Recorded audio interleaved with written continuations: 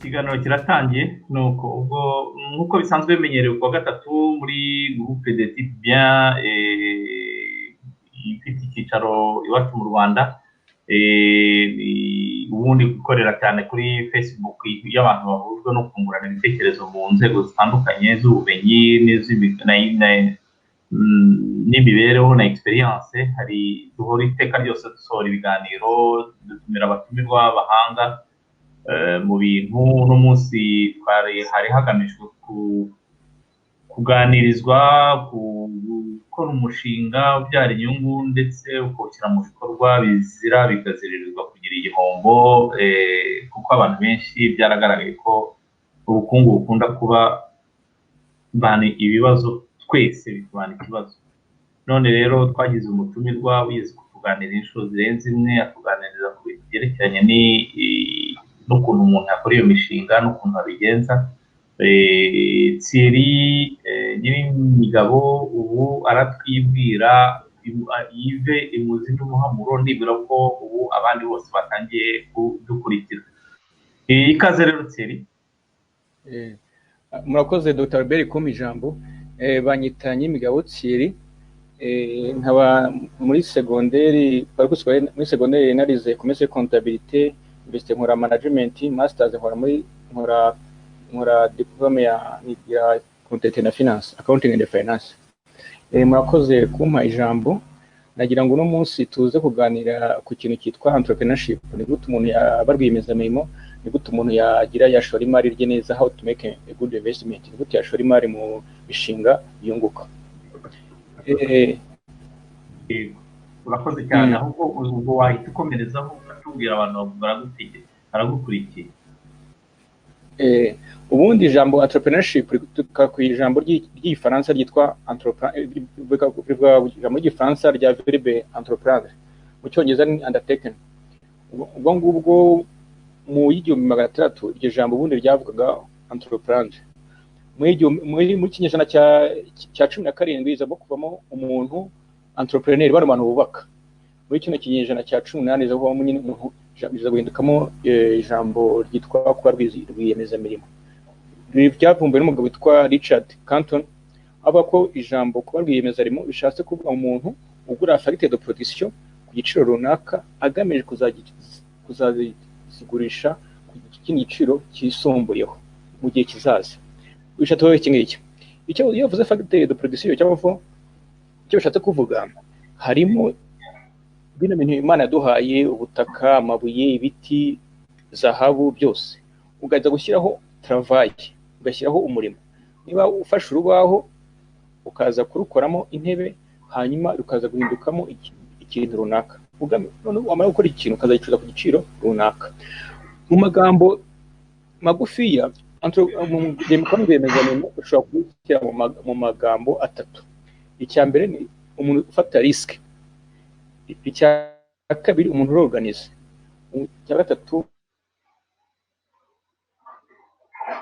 umuntu innovator, umuntu wemezamo. Bishoboka ngo umuntu nanone wikora business ye nta wundi muntu akorera. Buriya n'uyu mwana ucuruza mituyu cyangwa ucuruza amandazi nta wundi adafite shebuja, buriya bari rwiyemezamirimo kurusha undi muntu waba ari umukozi runaka, ikigero waba dogiteri waba minisitiri cyangwa ufite umuntu reportinga. Ariko umuntu ufite business we witwa rwiyemezamirimo. Fata risque, organize, uri innovator. Dukomeze. Hanyuma kugira ngo rwiyemezamirimo bisaba kuba ufite karite. Karite ya mbere nyamukuru ari ukuba ari umuntu wemeje gufata risque, kwirengera ingaruka zo gushora imari yawe kushaka kunguka cyangwa igahomba. Hari umuntu ufite ubushobozi bwo gukora, umuntu uri energetique, umuntu ufite self confidence, ufite icyizere ati ngiye gukora ikintu nizeye neza ko kizagira iki kizunguka. Kandi bisaba ko umuntu uzi kureba kure, umuntu ufite ibintu byo kugira iki kumubiriza resource, ngo mushaka amafaranga. Ushobora gushaka amafaranga mu buryo butandukanye. Hari uburyo kujya kuyaka gufata avance sur salaire, hari uburyo kujya kwaka inguzanyo hypothèque inzu wari usanzwe ufite, hari n'uburyo bwo kugurisha umutungo bwite wari ufite. Rwiyemezamirimo agomba kuba nanone ari umuntu uzi gufata ibyemezo, decision making, afite kugira kwa achivinga intego runaka, afite n'ubushobozi bwo gukemura ibibazo afite. gukemura ibibazo runaka kandi umuntu uri focused. Ikindi nababwira kindi kubyerekeye rwiyemezamirimo ni umuntu udacika intege. Reka manyuremo gato bino bintu tubona bya ampure. Umuntu wayihimbye ubundi yitwa Thomas Edison. Uriya ajya kera bakoreshaga ibintu bimeze nko wabyita agatadowa, aza kubwira abantu ati ngenge kuzahimba ampure, abantu baramuseka. Yakoze ampure inshuro 1999 iturika idakoreka, ku inshuro 10,000 ibona kwaka. None munsi iracyaka. Kubona hariho za laptop, telefone yacu dukoresha harimo urumuri iturike no kwera formule no gufata Thomas Edison. Yitwa Thomas Edison. Mbega urashaka kuvuga no kure yabyo n'umugabo nta nubwo yize amashuri menshi. Yagiraga abantu ati ngenge kuzakora ikintu cyaka tuwe n'umusazi. Yabikoze inshuro 1999 ku nshuro ya 10 ibona kwaka. Abantu babonye nk'umuntu w'umusazi wiri gukina n'ibirahure n'urumuri. Aho ngaho urashaka kuvuga ku cyerekeranye seri, aho urashaka kuvuga ku cyerekeranye no gutinda no kwiyemeza no kudacika intege iyo bitagenze neza umushinga watangiye. Iyi cyane kuvuga muno mugone iki kitegeza umuntu udacika intege.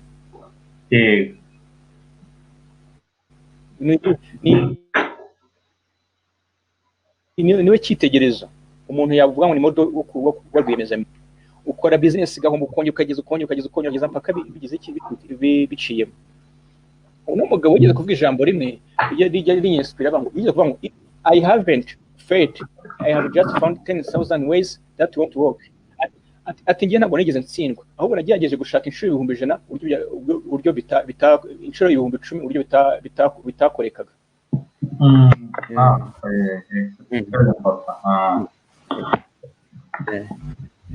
Ndabizi neza ko ino rubuga hariho abantu benshi baba intellectuel bize. Ni nyinshi, ni imbuga nyinshi, twahuje imbuga nyinshi cyane. Okay. Impamvu bakangura kugira akantu ko ku ruhande bikorera, hari avantage zo kuba rwiyemezamirimo. Icya mbere cyo iyo umuntu yikorera, waba ucuruza ikarito, waba ufite kenkari cyangwa ufite kampani y'indege ari yawe, icya mbere cy'umuntu abantu bose bahuriraho kuva rwiyemezamirimo muto yakora rwiyemezamirimo wo hejuru, nuko bafite high degree of independence. Y'imvura yaguye baterekana iryamire ndaza kubyuka ari uko yahise. Ariko niyo iyo ukorera abandi yisaze igeze imvura irwa mu kugenda inyagiho provike isaha yo gutangira akazi itagira iki. Uba wigenga, uba wikora ku giti cyawe.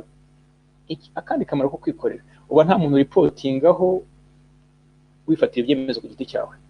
Ikindi cya kabiri, iyo umuntu yikorera ku giti cye bifasha gufasha kugira kuganya ubumenyi butandukanye, kumenya ubumenyi butandukanye no kugira impano zitandukanye, getting the use of variety skills and talent. Buriya ni mujye bona abantu bacuranga benda bacuranga ku giti cyabo, hari usanga umuntu mukubitira gitari amuhenda amafaranga menshi utana akiga gitari, ejo agasanga ugira piano amuhenda, ejo akiga gukoresha piano, akamenya ubumenyi butandukanye, akamenya n'impano zihishe zitandukanye.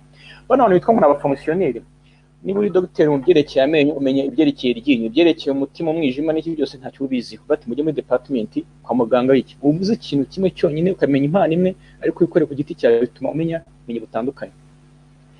N'ikindi cya gatatu cyo rwiyemezamirimo n'iki freedom in making decision.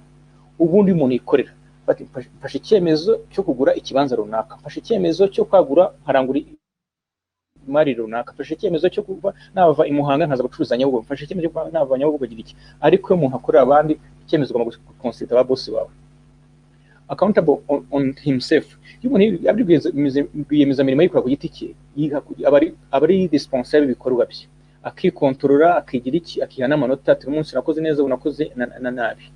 Noneho ikindi gifasha gatoya kugira ngo wenda urabona dufite buri muntu wese uzi, hari igihe ureba twese ikibazo dufite ni ugukora umushinga. Umwanya wabonye gukora umushinga none ukabyara inyungu nka kwa kundi twabidusabye bikaziririzwa nk'uko babituganirira ubushize guhomba. Ni ukuvuga ngo ni izihe tactique twakwinjiramo, wenda ibindi turagenda twinjira mu bibazo, ni izihe energy nihe twashyira ingufu kugira ngo ukore umushinga ntiwisondeke noneho ufate ushyire mu bikorwa ntuhonde. Urankurikiye? Hano ndi kumva neza, nkumvishe neza icyo urashatse kuvuga. Ni gute umuntu yakora umushinga akaba azi neza ko atahomba n'iki? Ubundi tugabobe ikintu buriya ahantu abantu bahombera mu bintu by'imishinga ni uko umushinga uteguye nabi. First of all, gukora igenamigambi ripfuye. Ubundi iyo umuntu ashaka gukora umushinga mbere na mbere, urireba ati ngewe kanaka muri makeya mfitiye impano, muri makeya nkunda iki, muri makeya n'indi muntu nabifata ikigereza. Ubundi cyambere kibona cyane ni kugira kujenera igitekerezo, nakora iki mu bintu mu mafaranga afite mu gishoro runaka, nakora iki mwiri. Ubundi bitekerezo umuntu abikora abantu atandukanye. Icyambere ni ikibita ikintu kiri passion yawe, nkunda iki mu buzima. Abantu mujya mbona nk'abantu baba bacuruza imyenda y'abana, akaba akunda abana, afata mu buzima bwanjye nkunda imyenda y'abana. Kujya mporeza ako kantu cyane, buriya nk'urugero rworoshye cyane, kugira ngo uzamenye ko ikintu ari umuhamagaro, ari passion yawe, ari ikintu kikunezeza. Igihe abandi babona ibyiza ubona bibi. Nk'urugero, uri umuntu ushaka gushora imari mu byerekeye iduka ry'imyenda. Burya umuntu w'umurimbyi iyo abona abandi bambaye neza ubona bambaye nabi, ati kanaka yambaye neza, witubona ko harimo akadefu. Umuntu ukunda kubaka abona inzu yose nziza, niyo tabari akayifotora, yabona yubatse nayo itabona akadefu, andi igihe ubona uburyo bwiza ugatabonamo akadefu. Hari n'ahandi hantu bituruka ahantu ukora. Nk'urugero, ushobora gukora muri hoteli, ubone kunigira abakiriya, ufite gukora muri hoteli ndakakira, ukabona buri gihe abakiriya baza kwaka chips, baza kwaka ifiriti, bakaza kwaka n'inkoko, bati buri kananye nzakora ka restaurant kateke ku ruhande biterwa n'ahantu ukorera. Ikindi gishobora gukora igitekerezo cyo gukora umushinga. Nk'urugero, ushobora guterwa na production hanze ahangaha. Ushobora ati bo no munsi wenda hari ikibazo cy'icyorezo cya coronavirus, bati bo reka wenda shora imari wenda mu byerekeye utuntu gapfukamunwa, teka wenda muri amasabune, sanitizer, gutyo. Hari n'ikintu ushobora gukora gutwara icyerekezo, ukareba bagenzi bawe, inshuti yawe cyane mu gihe cyo gupfana bakoze business runaka, ukaba wagira ikintu ubigiraho, nawe wakora uwo mushinga. Ushobora kubona publicité kuri radio ya Goriros, batewe kananye mbere president wayo hano mu karere ka Kicukiro. Ikindi ushobora kuramo hano ikintu kikaba kwitebera amaguru ikagurisha. Abantu bari hano kuri Noruga najya kamwe kujya bitebera amaguru ikagurisha. Ugiye muri kagurisha muri izo exposition, hari ikintu ukuramo buriya, ukagenda ureba, ukagira ikintu wahakura. Noneho ati ni gute urakumbaza ni gute wakora umushinga. Ubundi iyo umaze kubona ibitekerezo bitandukanye, ukareba ahantu ukorera, ese abyita guscanninga environment, ati ubundi ntuyagane hehe, ati hano nkuriya ubundi abantu baho bari mu byiciro, abantu bangaha bakeneye iki, abantu bangaha ni iki nahazana. Nk'urugero cyo bita découpage du marché, icyo ni ikintu gikomeye cyane mu bucuruzi. Ni kugabanya isoko ukagabanya mu buryo ngubu.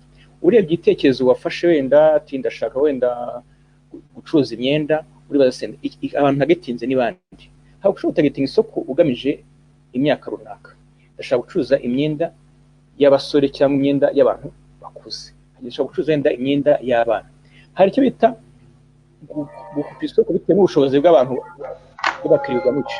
Ati ndashaka gucuruza wenda hari inkweto bajya bita mu Rwanda bita bodaboda zigura amafaranga 1000. Hari n'inkweto nanone z'abasirimu zigura 1,100 kuzamura. Hari kugabanya isoko bitewe n'ibyiciro ushaka gutagetinga. Ndashaka kuzajya gucuruza ibintu kuri rubanda rwinshi rukennye, cyangwa ndashaka gucuruza kuri rubanda rukeya bakize. Hari nuko wategeye gucuruza ibintu ugamije kuri gender. Ndashaka gucuruza iby'abagabo, ndashaka gucuruza iby'abagore. Iyo umuntu agiye gufungura nk'akabari, abateganya abakiriya benshi ko azaba igitsina gabo. Iyo umuntu agiye gufungura ibyerekeye cosmetique, abakiriya bagamije benshi n'igitsina gore. Nanone hari icyo bita iyo umaze kugabanya ibyiciro, bati isoko ryanjye ndashaka muri ubu buryo, nibwo umenya ati produit ngiye kuzana ubundi abantu bafite ubushobozi bungana iki. Iyo utagetinga urubyiruko, akenshi umuguzana ibintu bidahenze, ko urubyiruko benshi ntabwo baba bafite amafaranga menshi, ariko ko ushaka igiciro produit zacuruza uzashaka mu buryo itazaba ihenze. Nanone ikindi cyane iyo ugiye gukora umushinga, ikintu ugomba kubanza kwibazaho, eske zakenera abakozi bameze bate. Iyo kintu cyitwa medeve ni ikintu kigoye cyane. Hari ishobora gufungura sado coiffure ukabura abakwaferi bazwi bafite connaissance n'abandi bantu, uko ufite sado coiffure ahantu hiza kwiseta nziza, ariko bikaza kugira ikibazo cyo kugira iki, kutagira medeve iri qualifié. None ikintu cyo gukora umushinga kintu wakwibaza n'ikindi kintu, ariko biterwa na business. Ikintu cyitwa iseta. Iseta ni ikintu gikomeye cyane. Ushobora kugira ibicuruzwa runaka byiza pe, ariko ufite iseta iri mu gahegeni cyangwa iri ahantu hani mu manegeka, iyo ugiye gukora umushinga nanone ugomba kwibaza ahantu nzawukorera agana hehe. Niba nshaka gucuruza ibicuruzwa runaka, niba ari farumasi, ese ngiye kwishyira ahantu abantu bose bazajya bagera?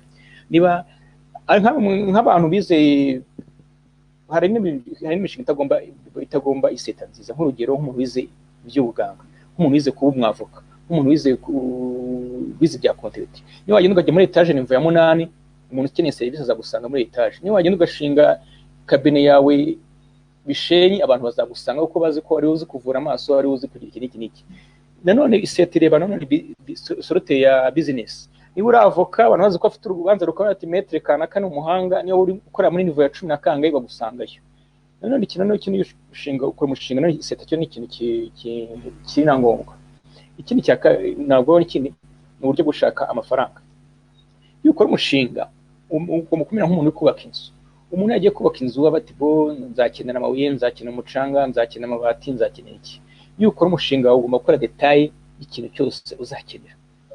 Detail yose nta kantu wibagiwe. Nuko bati bo amafaranga mfite nangana iki, ayo ku giti cyanjye mfite, ayo nzakura muri banki, ayo nzagira abavandimwe bazanguriza nayo. Iyo umuntu akora umushinga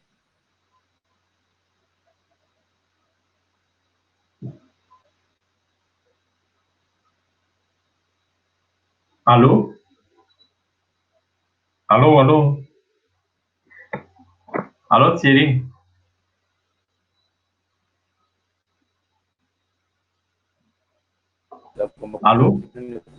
Allô, Thierry, twari tukubuzeho gakeya.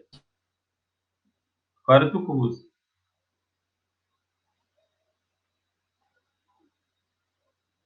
Allô? Connection imeze neza, yari amaze kutuganiriza ibintu bikomeye cyane. Kwihangana, kwiyemeza kwiga, gucisha bugufi ukiga, no kujya noneho kwiga aho uzakorera, noneho ku découpage du marché, no kwiga noneho n'abo ugamije kuzagezaho ibicuruzwa byawe cyangwa uwo mushinga ureba by'umwihariko. Thierry, kanongerwa.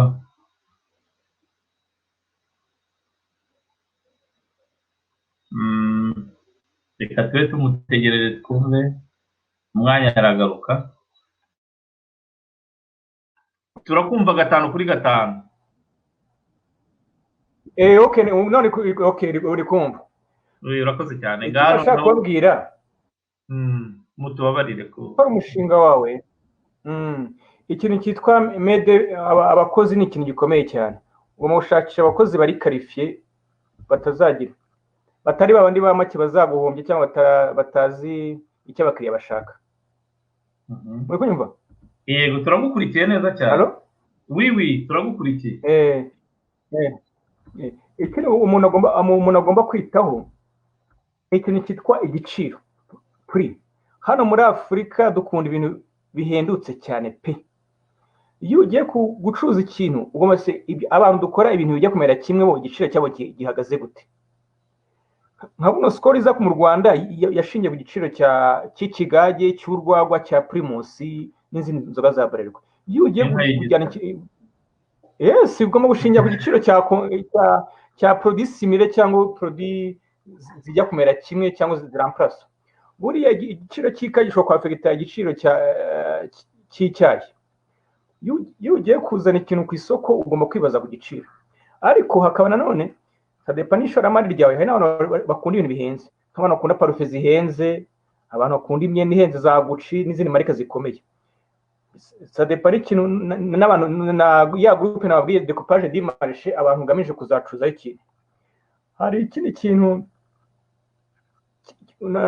nababwiye kindi, ikintu uyu umuntu agiye kwibanda kuri produit, buriya produit ni ugiye kuzana ugomba kumenya iyo ariyo. Produit ngiye kuzana mu Rwanda nibwo abakiriya banjye nibwo kuki ugomba kwimenya neza kubibasha kwisobanura umuntu uwo ari we wese. Hari abantu ujya kubaza ukabaza se ino televiziyo yawe ikora utayicuza televiziyo ikamuna no kuyikoresha, kwa se niyo uhagarira uruganda rwa TVC ino moto yanyu ikora bikamuna kwisobanura. Produit ugomba gucuruza ugomba kwisobanukiwe neza mbere yo kwisobanura abakiriya bawe. Buriya umuntu acuruza ibintu adasobanukiwe, njye bana nko muri farumasi ujya kwaka umuti wabaza ngo ukora ugira iki basamugana ariza gukoramo ka etikete aragugusomera kandi nawe uzi kwisomera. Umuntu ugiye gucuruza produit agomba kuba yizi neza ku buryo abasha kwisobanura bagenzi be. Iyo ucuruza produit utazi ibyawo bati ibikwa gutya na gutya, date d'inspiration ni igizwe n'amakompoza chimique gutya na gutya, bituma ubasha kugira iki. Niba ucuruza ibicuruzwa by'ubwubatsi ati ni inteributeri ifite ubushobozi n'ubu byahita ngo ni amperi kaveya, ibintu nk'ibyo ngibyo. Umuntu wese ugiye gushora imari agomba gushora imari mu kintu neza produit ayizi mu buryo runuru. Iki navuga kindi, iyo ugiye gucuruza gushora ishoramari ugomba kwibanda hakurikirwa n'ibicuruzwa ibyo ari byo. Ikintu cyitwa ambalage. Ambalage ni ikintu gikomeye cyane. Ambalage niyo ari amavuta yo kwisiga ugomba gushyiraho ifoto nziza y'umuntu werekana ufite uruhu rwiza atari runo rwanjye rufite ibiheri. Niba ari ugiye gucuruza ambalage niba ugiye gucuruza amavuta y'imisatsi ugomba gushyiraho ya misatsi imeze nk'iy'abahindekazi. Niba ari ugiye gucuruza ugiye gukora uruganda rukora iby'inzoga ugomba gukora ku buryo icupa niba umuntu ari nywera ni buwate ari agacupa gakoroshye gufata. Kera bya Primus byabaga byaba bimeze nk'inkongoro umuntu aba yifite muri buwate cyane. Ugomba gukora ku buryo ambalage ari ikintu cyiza bigaragara neza ku buryo umuntu akubaza ataka nagake abonye ambalage ubwayo ikurura umuntu. Niba ari amavuta yo kwisiga ishusho y'ifoto iri umuntu imwatira. Njye mbona abantu bacuruza ugasanga produit ukuntu ibitsemo ugasanga nakurera ambalage iratira. Ntabwo ushobora gufata gucuruza tuvuye nk'urugero ugakora uruganda rukora inzoga ambalage ukayigira iroza. Iroza ni ibintu abadamu bakunda. Niba ukoze ambalage cyerekeye inzoga ugomba gukora ikintu gifite kurera yijimye umuti w'ibiheri.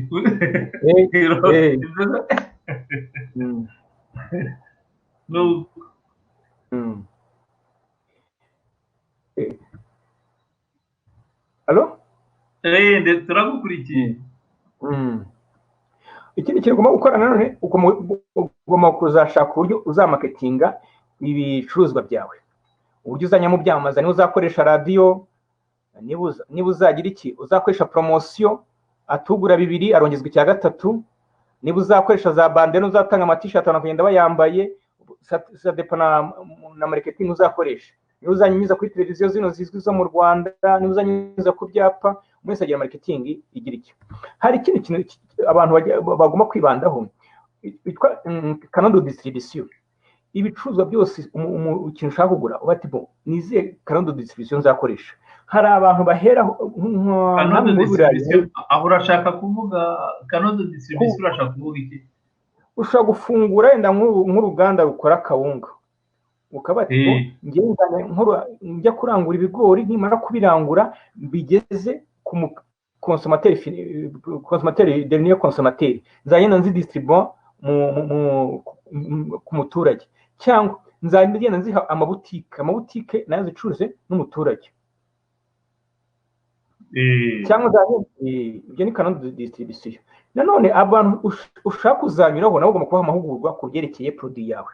Ino kawunga yacu imeze gutya na gutya, ino inzoga yacu imeze gutya na gutya, nta produit chimique birimo, ntabwo irimo isukari nyinshi. N'umuntu haye kuzanyuramo iyo sherize y'abantu bose uzacuruza ikintu bazagufasha kugera ku bakiriya, ugomba kubasobanurira ku buryo umukiriya bazajya mu ati ari telefone uzanye zigwenda market twa Tekino, ukabwira ubwiza byayo, ubusiyo zigize iyo telefone settings zayo, ku buryo abantu uzajya naho bazajya bagira iki babasha gusobanurira no kugeza abantu produit.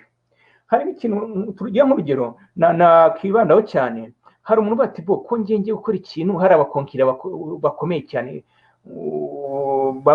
bazwi ibicuruzwa byabo bizi, hari ukuntu none ufati produit yawe cyangwa igicuruzwa runaka ukakigeza ahandi hantu batageze, ukakigeza za Rutsiro mu giturage mu dusantere hose ukahagera. Buriya hari ukuntu abantu bagura ibintu batari uko sito nkatwe muri Afurika, ukagura ikintu kuko ari cyo ubonye kupa de choix. Wajya kwaza hari imiti y'amenyo ati hari korogate, ukayigura ko nta zindi variete. Iyo umuntu agiye kuzana igicuruzwa runaka agomba kwibaza kuri canal de distribution, igomba kujya ahandi bagenzi bakomeye ba konkira batageze. Canal de distribution umuntu agomba kwishyiramo ingufu nyinshi cyane. Ikindi kintu kongera kubabwira, wenda atari ikihutirwa, warahita ujya mu kuntu nyine umuntu yize ibyo bintu byose yabanje kubitekereza ukuntu byahita bitangira kujya mu bikorwa, mu bicuruzwa muki n'ingorane umuntu ahura nazo, ukuntu ahita zikwepa iki, kuko hari n'ibibazo biza kubaho, hari ukuntu utwinjiza mu cya gikorwa cyatangiye, niba nta bindi byihutirwa cyane cyangwa se wenda utaza no kubikora wenda mu nzira y'ikiganiro, mu nzira muke aho nagusobanura mu buryo ubu n'ubu. Iyo umuntu atangiye imishinga iciriritse iyi ngiyi, hari ingaruka abantu bagiye bahura nazo kugira ngo ubashe kubyumva neza. Ikibazo gikunda kubona uko umuntu afite imari ntoya, igishoro gitoya. Ikindi cya kabiri, yatangiye gukora umushinga, ikintu gikunda guhombya abantu. Buriya ntanga urugero ku bitwa Abayahudi n'Abahindi. Umuhinde ashobora kuza mu Rwanda agamije kuzacuruza zahabu, wenda ayikura ahantu runaka, wenda mu bihugu by'abaturanyi, akabanza mu Rwanda akaza akisetinga agacuruza za suri na flash disk, ariko atagitinze ngo yiga amenye abanyarwanda bakunda iki, imico yabo n'iki. Ikintu cya mbere kigomba kubanza ni ukurura amakuru ahagije. Ayo makuru ahagije agatuma utangira iyo business yawe. N'ikindi no uhombya business zindi ni ikintu kutagira inadequate management. Hari abantu bagira ubucuruzi bwabo bwatangiye, umuntu akagusanga Albert ku iduka ryawe nka ko invitation, ugahita ubwira caissier wawe ati uyu muhungu muhi 20. Abantu kuna kugira management mbi, business yatangira gatayishyiramo babyara be kakana arira mu rugo katagize kazi no kwakira abashyitsi karempura ukuntu, agahita atanya kwashyira mu bantu bose barenkompleta kwashyira muri business. Naye ku giti cye akitanya izina rye akagitanya na business. Umuntu akuzana invitation ukamuhereza amafaranga ngaho, umuntu akaza kuganyira ugahita ukora muri case ukagira iki n'iki, ugafata amafaranga niba inguzanyo ya banke ukayikoresha mu bindi bintu, ukavugura inzu yawe ukashyira igisenge ugashyira n'andi marange mu nzu ugatanga kuyavura no kugira uko ni ukuri kwambaye ubusa kabiri. Buriya hari ikintu abantu bajya bibeshyaho cyane. Buriya iyo ugiye kwaka inguzanyo muri banke utarasinya kontra bayita inguzanyo. Iyo umaze gusinya sinyatire yawe, mashini itanya kubara amasaha 24 iminsi 7 kuri 7. Buriya n'umuntu ufite inguzanyo ntabwo yagombye gufungwa ni ku isabato cyangwa ni ku cyumweru, yego ntagiye ku myizere y'abantu. Ubundi ugomba kumenya haba konji banki iracyarimo kubara ni iminsi 31, ni iminsi 30 y'ukwezi, ni iminsi 29. Banki ibirimo kugira iki kubara umunota ku munota. Niyo mpamvu amafaranga ya banki umuntu atagomba kunazamo n'imikiro, ugomba kuyakoresha uko wanditse muri business plan, uko wabitangije. N'ikindi kintu nabwira kubyerekeye ishoramari ritoya, umuntu agitangira hakazamo ikintu cyitwa guhuzagurika. Wabona abagenzi be bagize iki n'iki ukumva ubiguteye ubwoba, ugomba gutuza. Umunsi utabonye abakiriya tukode bintu zabukoraga na hehe. Iyo ugiye gutanga business none ngo kugira ati kuba stable, ntagire igihunga. Yego. Muri make abantu bakwiriye kwirinda kuzanamo santima, umuntu nakuzana ka invitation ukabireka, gukoresha ba mwana ngo nuko rimwe n'wanyu utagira politesi, utazi n'ikintu cyerekeye business, cyangwa se utabasha kwitsinda ngo babashe gukora akazi, akasuzugura abantu abakiriya kandi bari gutanga amafaranga. Hirya hari abandi nabo bakeneye ya mafaranga nawe wari kubona, ndetse ibindi byo gufunga buri munota, gukoresha amafaranga wagujije ku kintu kitari ngombwa, noneho utaragujije ufite udufaranga duke yatangiriyeho, nka ba bandi b'amakarite, nka ba bandi b'amaduka matoya, uwo muntu agatangira, cyangwa se nk'agaporoje ko kwitangirira igikorwa, ndavuga wenda nko kwitangira nk'agaserivisi, uwo muntu we wamugira izihe nama? Kuko byose ibi ngibyo ni ibintu, ni umushinga uba warakoze wenda utarize byinshi, wako gaserivisi, ukavuga wenda ngiye gutanga agaserivisi ko gucuruza tuwarete muri ahantu samuweya, abantu nkitwa wenda hano mu Burayi hari ibintu byitwa madamu piti, akumvikana na nyiri bare, akaza akajya ahakora, akahakora agasuku, akagira gutya. Nk'uwo muntu ufite amaporoje nk'aya ngaya matoya, atangiranye amafaranga make cyane, atagurije, wabigira gutya aruhuka, ashobora gutuma umuntu ajya kwihagarika, bigira gute simbizi. Ureba ni muri izo sanse, ndatanga urugero rw'aho ngaho, ndatanga urugero rw'izindi serivisi, nk'abantu bacururiza imyenda, atangiye 2, 3, 5, ucuruza amavuta, akorana n'abandi ngahe gute, we arigeza gute atagurije. Aho ngaho nagusubiza kuri icyo kintu. Njye hari igihe iminsi nyamara z'abahinzi hano mu mujyi wa Kigali, buri kintu kigiye cyica n'urenwa abanyarwanda, ikintu cyo kutaba honete. Hari ukuntu bita franchise, nzi ko Dr. Robert afite amavuta yitwa USA, kanti izi nkazicuruza, namara kungukamo inyungu yangahe nkagusubiza igishoro cyawe, gutyo. Iyo umuntu ufite intege, ufite igishoro gitoya, hari ukuntu ukaba ati ngewe nzajya nza gufata ibicuruzwa runaka ahangahe iwawe, hanyuma bicuruze, nimara kuyabona nongere nyakugarurire. Ushobora none iyo ufite igishoro gitoya, ushobora kugana abacuruzi runaka bafite igishoro kigaragara, ukajya bakoramo bisa nka komisiyo. Ikindi cya kabiri navuga kuri icyo kintu, iyo ubundi umuntu azi ko afite igishoro gikeya, agomba kwibera byose, akaba kesiyeri, akaba shoferi wabyo, akaba n'umukarani wabyo, ibintu byose ukabyikorera. Wabona business itangiye kuraninga neza, ukaba wabana gushyiramo abandi bakozi. Business yose isaba kugira ikiri ntoya cyane, isaba ko ibintu byose ushyiramo ingufu cyane, ukabyikorera, ukagabanya icyo bita risk. Hano nashaka kugira inama ku byerekeye icyo kintu. Iyo umuntu azi ko agiye gutangira business, azi ko afite udufaranga dukeya, namugira inama yo kugira yo gutangiza ibintu bya makeya. Nk'urugero, ngiye gufungura salon de coiffure, zino zisuka abadamu, byaba byiza ko nagura bya second hand, bitari bishyashya. Niba ari akabari, nkakoresha etajeri byakoreshejwe, ukagira uburyo uminimiza amadepanse mu buryo bushoboka. Hari ukugura ibikoresho byakoze, ugakoresha imirimo myinshi, ukayikorera, paka igihe uzabona business itangiye kugenda izamuka, ugashaka n'iseta ya makeya, gutyo. Ahubwo Dr. B, hari ikintu nibagiye kubabwira, buriya muri business ikintu kiba kigora abantu, ikintu cyitwa buriya produit iyo ari yose igira ubuzima nk'ubw'umuntu. Aravuka, agakambakamba, akaba umwana mutoya, akaba agasore, akaba umugabo w'ibigango, akagira akanasaza. Hari abantu business batinda gufata umwanzuro,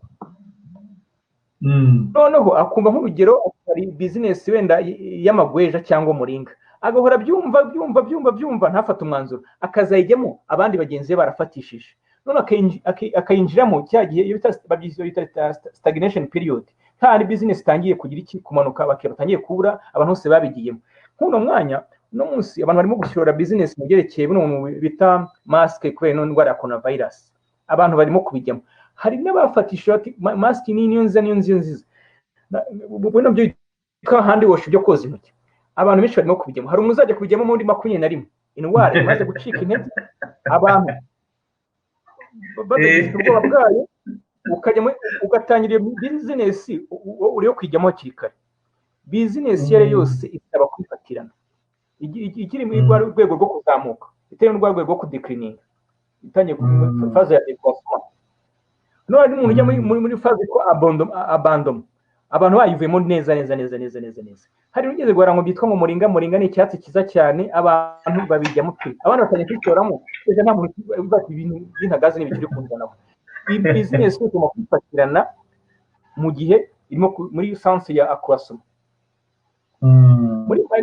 Hari icyo bita ngo les pionniers, abantu batangije wa mungo witwa Rutikanga Ferdinand ngo yatangije umukino w'iteramakofe mu Rwanda, hari ati ninjye umuntu watangije ibintu by'agapfukamunwa, ninjye umuntu watangije iki, ukayijyamo wabona watangiye kubakazagazaga ukabona kugira iki kuyivamo.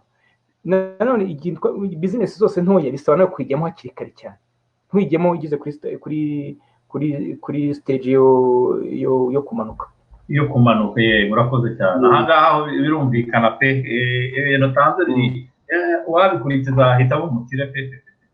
Komeza rwose turacyagukurikiye. Hari ikintu nari ngiye kubaganizaho kindi cyitwa Okay, naho ngaho ngiye kugera pardon. Money discipline. Buriya ikintu kijya kigora nk'abantu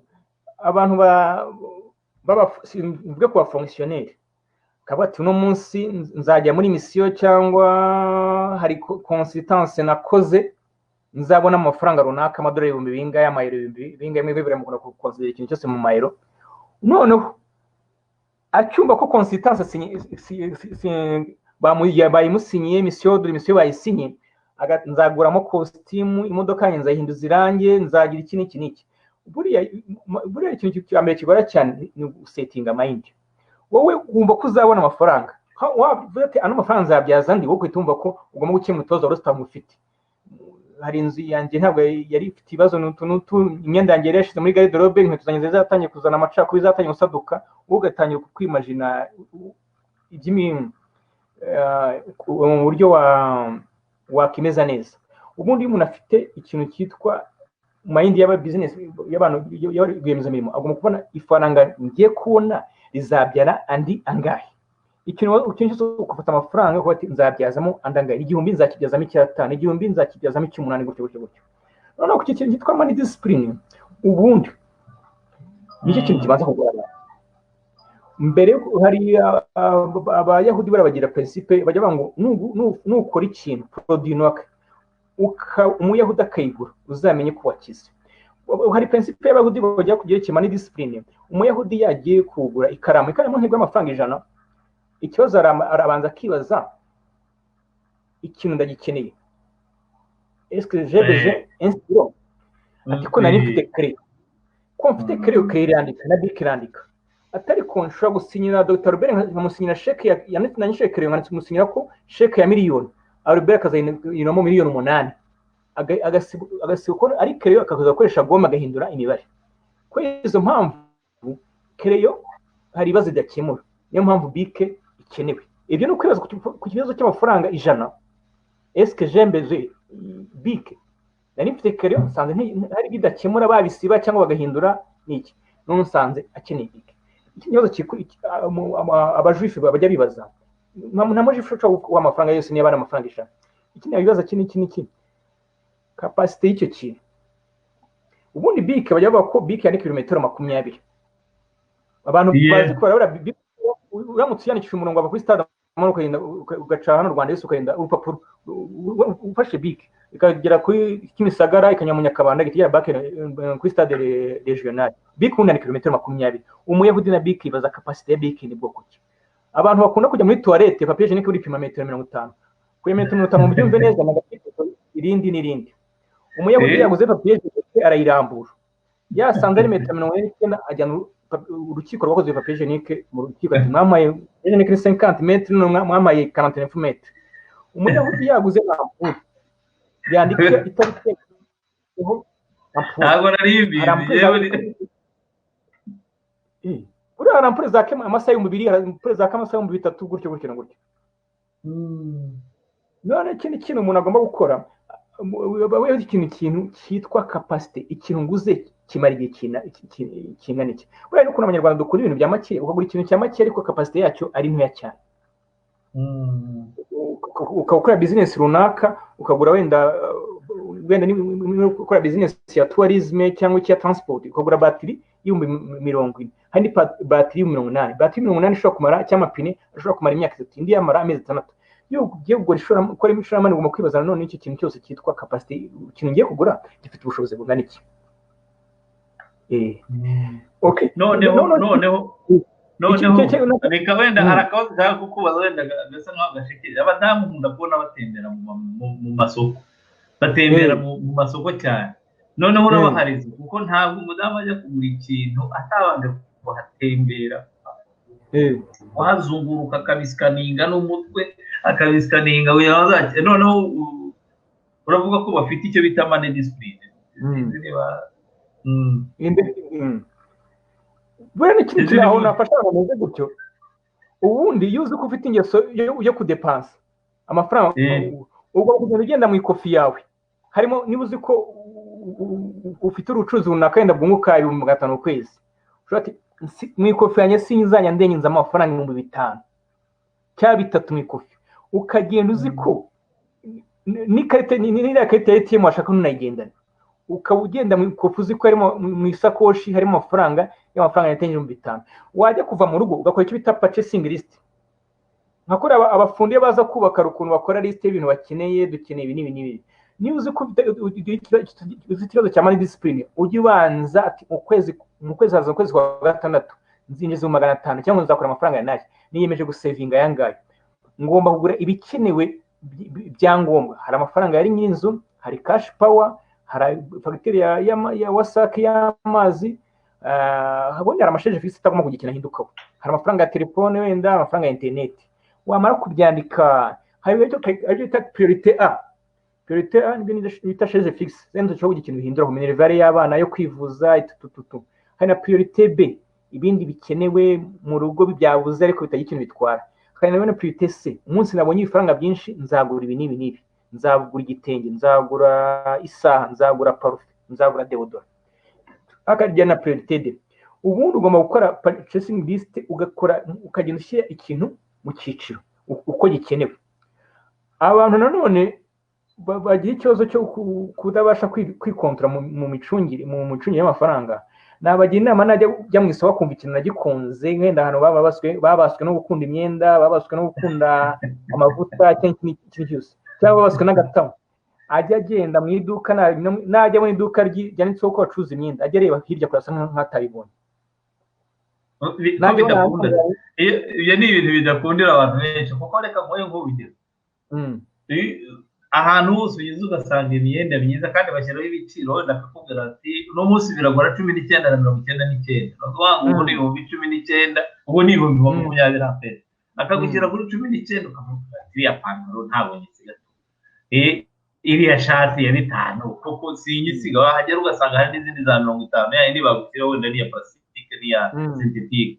noneho bari abantu bavuga neza, akakugeza akakubwira neza, nawe dignite yawe ikatuma abasha kuvuga uti ndari ikintu hafi wapfu cyangwa hafi wapfutse, ugahita ukaraza. ntabwo byoroha cyane kureba hirya wabonye iduka ririmo ibintu bikunezeza, cyane cyane nko kwambara neza, gusa neza, kugira ngo wagira umuntu ufite inama mu buryo bwerekeye ni iyihe nyigisho waha abantu yo muri money discipline. ahantu hari amforosi cyane nk'ugiye kurangura, ukavuga uti ngiye kurangura, ufite takataka muri ntuza, ukagenda ugiye kurangura amasashe ya bombo, kubera ko ufite karitsiye nyinshi no hafi y'ishuri rya primaire n'amashwinga. noneho wagera hepfo ugahura n'amasaradine yenda kurenza igihe, ariko wasibye itariki, abahindi basibye itariki cyangwa se abandi bose. noneho ugasanga cyangwa noneho wowe ukavuga uti ariko nibi wahita mbiraho. ibyo ngibyo urabivuga wigire bituganirizaho nk'umutangizi w'umucuruzi wakoze agaporoje, yakabugiye imwe agafitiye kredi, ubundi atagafitiye kredi. sinzi banza nkubajije ibibazo byinshi, ariko ndagira ngo ushyire muri B wumve ko bimeze. okay, icyo nashaka kuvuga urumbajije kuri icyo kintu, buriya iyo uzi ko ufite ikibazo cyo kudacunga amafaranga neza, ugomba kugenda ufite liste wanditse. nanone ikintu wabona ugikunze ukazagisura nk'inshuro 3, ukabyihorera ukakihorera. niba byakubuje gusinzira, iyo shati ukayigura tubambwiraga. ariko nanone ikintu iyo uzi ko ikintu ufite faiblesse, weakness, ugomba kwirinda n'abacuruza iyo myenda, abacuruza izo nzoga bose, wabyiza nabwo ugenda bagusibaza ku kontakte zabo, ntuzongere no kunareba aho hantu, kuko ikintu ugikunda cyane biragoye ibyo biragoye biragoye cyane kwitwararika ku kintu wabayeho nk'imbata. ubwo ibyo birasa nkaho biguyemo cyane, bisaba ko umuntu agira kwifokasinga ku ntego yanjye. Nihaye igihe runaka kuzakora butike mu myaka 5, ntawe nzanjye ku rwego rwa butike, nzanjye ku rwego rwo muri Matebusi rwo kuranguza. Ugomba kugenda gufokasinga ku ntumbero y'ikintu ushaka kuzageraho.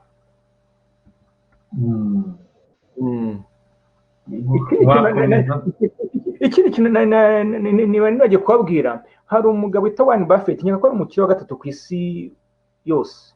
Ni umugabo wazwi cyane, afite n'imigabane muri Coca-Cola, ni n'inshuti umuhungu ageze aza mu Rwanda, yitwa Warren Buffett. Ni umukire wa 3 ku isi, akurikira nyiri Alibaba witwa Jeff Bezos, agakurikirana na Bill Gates. Ikintu uriya mugabo hari principe ajya agira, muze kumbabara mujye kuri Google mu googling witwa Warren Buffett. Hari principe nk'umuntu umutangiza ashobora kugenda principe z'umwe witwa Warren Buffett. Hari yavuze ngo on earning never depend on a single source, make investment to create a second source. Ati muri revenue, mu mafaranga winjiza, uzakore ku buryo amafaranga winjize azakubyarira irindi shoramari. Buri gishoramari rya mbere ugira ishoramari rya kabiri. Nk'uko ko abantu babibonye muri no minsi ya coronavirus, ugasanga umuntu yashoye imari mu mahoteli. Uno munsi amahoteli afite ibibazo bikomeye cyane. Kora kuyo amafaranga utse muri hoteli uyashora mu bindi bintu bitandukanye. Yashora mu byerekeye gucuruza ibyo kurya, ushobora mu byerekeye gucuruza ibintu bya produit pharmaceutique, mu kugira nubona n'umushahara uzakore ku buryo uziha intego bati bo ni umushahara wanjye nkora besoin primaire nizi niyemeje kuzamfata amafaranga nta savinga ntaranyaryamo. Reka ngwe bakanda kwagira. Hari principle witwa Warren Buffett on spending. If you buy the things you don't need, you will have to set the things you need. Anabango you spendings you depend amafaranga ku kintu udakeneye, bizanwa kugura icyo kintu kugira ngo ugure icyo ukeneye mu buzima. Reka ngwe nk'urugero rworoshye cyane. Hari ukuntu nk'urugero ufite telefone ya isanzwe ya Samsung, ukumva ko haje iPhone ari A10, hari iPhone 11 yaje vuba no minsi, ukagenda ugahinda kugura telefone ihenze, nyuma ugasanga ufite ikibazo cy'iki runaka ko muri business yawe haburamo amafaranga yo gukoresha. Bisaba nko ya telefone waguze ihenze uzayicuruza ngo ugure ujye kubasha kurangura ibintu wari ukeneye. Murabizi criteria y'Abanyarwanda twe b'Abanyafurika, niba imodoka ivuye Majerwa yaguraga miliyoni 7, yigeze hanze banatangiye guha miliyoni 6. Niba bavanye telefone mu ikarito mujyi bayigurisha 500, kuva yavuye muri iriya karito nta na simukadi irayinjiramo yitwa ko yafunguwe, banatangiye kugera kimwe cya kabiri cy'amafaranga wayiguze. Ushobora 500 iguhenze, washa kwisubira ku isoko kugira kadi 150. Byaba byiza umuntu agiye atanga agura ikintu muri make cyangombwa mu buzima bwe, mu bucuruzi bwe. None yavuga ku kintu kireke gusave mu kweparinga. Abango don't not save what left after spending, but spend what is left after saving. Ibyo shatse mvuga iki ngiki. Niba ubonye amafaranga runaka, haba umushahara, haba amafaranga yinjiye muri business, haba ikintu cyose wacuruje. Twe nk'urugero haramuha pourcentage, surtout les indiens. Buri muhinde wese amafaranga minimal agomba kwizigamira 30% amafaranga yinjije. Kakura barokora bamwe 1/10 mu kujyana mu rusengero. Umuhinde buri amafaranga yinjije yiha pourcentage. Buri umunsi ni saving make 30% yinjije. Nawe ugomba kwiha intego, reka nk'abantu bagira ikibazo cyo kutabasha kwiha by'amanidisipline babwiraga. Hari ukuntu bigenza. Hano mu Rwanda hari amabanki amwe namwe singiye kwiyamamaza hano, avuga ati gufunguza konti y'amadolari. Bafite konti y'amanyarwanda, igihe cyose ukora ujya kushyiramo ikarita ATM ugatorota. Wajya nahura na Robert tutayirukanaga nkahita nkwesha POS bakanyereza ya karita bakabanyijemo nkayakuyamo. Ariko hari ukuntu bati bo ngiye ku giti cyanjye nkorera miliyoni 1, niyemeje kuzanzigama 3,000 mu mwaka, nzamonye 3,000 ngahinze 3,000, nzaguramo wenda moto 3 ndishyire mu muhanda. Kubera no munsi nzajya mara gufata umushahara wanjye wa miliyoni, mfata 3,000 yagura amadolari, nitanyashyira kuri konti $. Konti $, iyo ugiye kurotira bahita guca amadolari 5. uvuga ngo cyangwa shyira kuri konte parinye, ariko hagati aho ngaho hari ibintu nashobora kugiramo inama abantu. Buriya amabanki ntabwo ari abantu beza, buriya gusevinga amafaranga ufata ngo gufungura konte bloke hamwe ni byiza pe, ahandi ni bibi. Uti kuki bafata amafaranga yawe mu myaka 5 bakayaguza abandi bantu, baragurije umuntu nk'amadolari mu 3, ugasanga umuntu wayagurije mu myaka 5 yabonye amadolari mu 20. Ubundi wagomye kugira uburyo ubika amafaranga kujya konte parinye kujya runaka, bati mu gihe runaka ngera kuri miliyoni 5 nkite nzishora muri iki. Gusevingana no ngomba kujyamo ubushishozi. Ikindi cya kabiri, hari ushobora gusevinga muri ubu buryo. Abanyarwanda dukunda ikintu cyitwa ubutaka, ikibanza. Hari ukuja ati boreka ngira urugero runaka mu mwaka mbe nguze ikibanza cy'U800. Baje kumbwira bati wende ibyo ntibaho. Buriya hari ikintu abantu bagiye bibeshya. Buriya nta kintu kiza kibikika mu Rwanda nk'ubutaka. Ubutaka oriyo bati ngiye kuzigama percentage igihe runaka, igihe ntarabona amafaranga yandi yo kwa credit itenguza ubutaka. Ubutaka amafaranga yose ahora yikuba. Okay, tugeze twagusevinga twabivuganyeho n'ikindi. Ahantu uvuze ku by'umushahara nkanga wenda wacuruje, watangiye gucuruza, ugeze ahantu urimo gucuruza birimo kugenda neza, watangiye no kwiga za mekanisme zo gusevinga, ariko se utabahinde bo biha 30% y'ibyo bagize. Ariko se ko wacuruje urirwa wirukanka, uri gutekereza ubwo nk'uburyo mu isukari nyinshi ukenera ibiryo, isukari iva mu byo turya, uragomba no kuryama kugira ngo ejo mu gitondo uzabyuka niba kwe. Uko kubaho bigenera iki muri projet bijyamo, cyangwa se utaratangira projet uyigenera uko uzabaho mbere? Ndavuga wa muntu utangiye projet mushya ugifite ubushobozi buke, kuko umuntu wese utangira projet akenshi ntabwo baba babizi. Natwe nk'ubu umuntu ashaka kugura amakabine, ushaka gufungura indi projet yindi ibyara inyungu yongera ibyo ukora, biratugora cyane ku buryo ugera ugacangira. Noneho rero ukabutse nzihemba gute, nzagera gute, nzankorera kugira ngo mpagarara aha ngaha mu gusa abantu bambone ntange serivisi. Nuko bareba niba umuntu yakwihemba cyangwa se kuko inzu ugomba kwishyura, niba ugomba kwishyura iki, ndavuga vuba ukorera naho uryama naho urya nukubaho.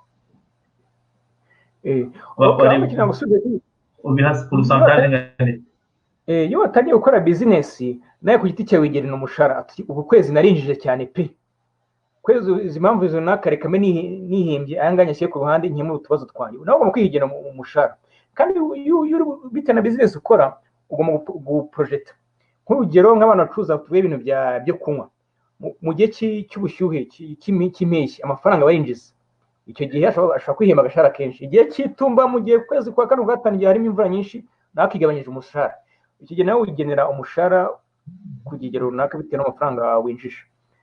Iyo ukora none ishoramari business isanzwe ugomba kugira record, ukagira content, akantu kose ukandika, wagura iki cyose ukandika. Iyo umuntu yandika akora business yandika kanyose akora contability, ntabwo usabye content nyinshi, kwandika ayinjiye ayasohotse. Iyo maze ayo wakopye asigaranye ugatumenya inyungu runaka. A partir iyo nyungu ushobora kuva ati mbona nakihemba ikigero runaka. None ntabwo wakicisha inzara ngo nukugira ngo business izagira iki. Hari ukuntu ushobora ku giti cyane nakimba yanga ntakabije cyane, none nicisha inzara, kuko igihe ushobora kugira ucyo akazaribwa n'umuntu akagira. Kuri indi principle yawe uno mugwe twani Buffett ndamukunda cyane. Ngo on taking risk never test the depth of river with both feet. Ati iyo umuntu atanya business kikireba abantu bose atanya business, ngo ntuzapimishe uburebure bw'umugezi n'amaguru yombi. Iyo ukora business hari ukuntu ushobora kubera nk'urugero we Dr. Robert ufite inzu ya 50 million. Imana ifi. Ati noneho numvishe ko gukora sanitizer bigezweho, ukajya muri banki ugafata ya nzu yose bagwa 1 million uvuga twishyira muri sanitizer. Ejo akaza ikigo cy'ubuziranenge ati izo sanitizer zawe ntabwo cyangwa akazi ndi produit simbura sanitizer y'amasabune runaka cyane n'icyorezo kikarangira. Ugomba gufata igice kimwe akabari cyo ukoresha, wabona bigenda ukongera minjira andi mafaranga, wabona bigenda ukongera gushyira andi mafaranga. Iyo wafashe amafaranga yose ntukajye yashyiramo yose icyarimwe, byaba byiza n'abanyarwanda bavuga ngo ntuzashyire amagi yose mu nkangara imwe, iyo inkangara ikubise hasi byose birarundukana.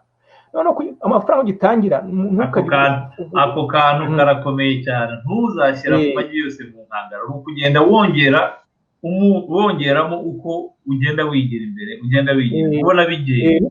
none se ubonye bitagenda warotira cyangwa bigabanya igiti. hari ukuntu biba bitagenda ukikora auto-evaluation. ni ikihe kintu cyatumye mpomba? ikintu cyatumye mpomba, nashyize iduka ryanjye i Nyakariro, nashyize mu giturage ahantu hadakwiye. najyanye imigati ya Lagarette kuyicuruza mu Gasanze mu baturage bakeneye bya bidufu byigura 100. hari ukuntu uvuga ati ku giti cyanjye niyo mpamvu nahombye, bitari kugenda neza. ndi gucuruza ahantu atariho, ndi gufata ibintu bya karite byiza cyane nkabishora ahantu muri karitsiye y'abakene. cyangwa nafashe iduka ryanjye, resitora yanjye nyitera ahantu hataba abaturage, haba abantu batuye mu ngo, hataba wenda business nyinshi cyane. iyo umaze kubona hari ikintu kitagenda neza, wowe uri ku giti cyawe wikora self assessment, auto-evaluation, ukaba n'iki kintu cyane nigenda, ukabona ntabwo wagombye kwabandona, ugomba gushakisha impamvu zibitera. Swate nabona menyekanisha produit yanjye, ntabwo nagize iki, ugomba kwikora evaluation. ikindi kintu cyane ngo umugabo yigeze kuvugaho on investment, don't put all eggs in one basket. ntuzafata amagi yose ushyire mu ngangara. nyine mbona abantu bamwe bafata ishoramari ryabo ryose. hari ukuntu ukora business kuko nabwiraga imeze nk'ubuzima bw'umuntu, irakambakamba igakura ikagira ibyo bakita igikwerere. hari ukuntu ugera business ugashora mu kintu kimwe. n'abankeka abantu n'umusore nibyo nababwira, bashafata amafaranga yose ugashyira mu byerekeye kurangura, ugacuruza imyenda, ukageza uranguza amabaro, amafaranga yose ukayashyira yose muri friperi. ejo bundi akaza impamvu runaka ati cago turayiciye, ugasanga wa muntu mu buzima bwe yakoze ikintu cy'amabaro cyonyine, ntari ikindi kintu yakoze. ugasanga umuntu amagi yose yashyize mu nkangara imwe. ubonye business yawe itangiye kugenda neza, byaba byiza utangiye icyo mu gifaransa bagita diversification, ugashora mu bindi. mujye mubona abahinde ba surufu bacuruza amapine, bagacuruza batiri, bagacuruza amavuta, bagacuruza vinegre. ufite bacuruza ibintu na kimwe bipfana. ikintu bifasha ni iki ngiki. niba ucuruza ibyo kunywa, mu gihe uzagira iki, uzabona abakiriya. ugasanga umuhinde acuruza ibyo kunywa, acuruza nanone n'imitaka n'imipira y'imbeho. igihe cy'ubukonje abantu bazagura iyo mipira n'iyo mitaka. gufata amafaranga ukashora mu ishoramari rimwe ni ikibazo gitandukanye. business ntabwo zigenze neza, gufata amafaranga ukashyira mu bintu bitandukanye. ni ukuvuga ngo iteka ryose ripfa kugenda utanga amafaranga mu dupande ku buryo noneho ubona imwe ritangira kugenda neza, ufata utangira kandi gato ugatangira kagapande, andi ukabura yabitse muri saving, ukaba ureba. ariko se ayo ngayo niba ayo mafaranga warayagurije muri business plan, ubuti yose uzayakoresha byari inyungu, mbashe kugenda nishyura gutya. iyo yaciyemo ibice ukaba amwe yabitse, wenda uyaproteja, ntabwo bigutera ikibazo mu kwishyura, ntabwo bigutera ikibazo mu kutarangiza ishansi yo kwishyura byangombwa. icyo byateramo ikibazo pe. hari igihe ukora umushinga tugenda miliyoni 100, ugashyiramo 50, ukaba ureba ukuntu situation ziri kugenda. ariko none iyo ugiye tukashyiramo icyema, aho ngomba gukompara risk. hari igihe ashyiramo yose bikaza guhura n'ibibazo runaka, ugasanga umuntu neza arasaza, arirukansa agiye muri karayisi. aho ugomba kugira kujija. niyo mpamvu nababwiye ikintu cya business plan ugomba kugitakazaho umwanya ushoboka byose, ushoboka wose. nakunze kuvuga ku byerekeye ikintu cyitwa les juifs, abayahudi. abayahudi mu rwego rwo kwirinda amakuru bashyira mu byerekeye gushakisha amakuru, intelligence. n'umuntu ucuruza rwiyemezamirimo agomba gushaka amakuru ashoboka yose, ku buryo amanimiza risike zishoboka zose, akamenya aho barangura, aho ibintu babivana, kugeza kuri hose amatrika yose byerekeye amategeko bivuga gute. niba ngiye kuzana produit runaka, ofisi y'ubuziranenge bivugaho iki, kubona ipatane, kubona iki byose. ugomba gukora business nini n'ikindi uzi ko ibintu byose wujuje neza ibisabwa, mu rwego rwo kugabanya risk uko wari umbajije. uko amategeko abivuga, standard uko zivuga, importation, shipping, byose hari umuntu nyine ko nawe wagize ikibazo cy'ubuno muntu abamotari bambara muri casque witana n'urunaza suku nagize kometse ku nyamakuru bavuga ko yahombye miliyari zigana iki mbere yo kuguzana ayo makontineri wa ati ubundi amategeko avuga iki kubyerekeye iki kintu runaka. Niyo mpamvu iyo umuntu agiye gukora business agomba kureba muri angle shock, harimo feasibility ya marketing, ya financial consideration n'izindi technical, ibyo bita ngo feasibility study, harimo marketing consideration, nzakimamaza gute, financial consideration, amafaranga nyafite gute, eske banki za yose cyangwa za migice, technical consideration, different sort technique, legal consideration, ese ikintu ngiye gukora amategeko akivugaho iki, manager consideration, abamanager bandi abakozi bameze bate n'uburyo organize consideration, ibyo kintu ugomba kukibara kugira ngo wibitize risk amweraga byufata amafaranga yose kwabashya mu kintu kimwe agahomba.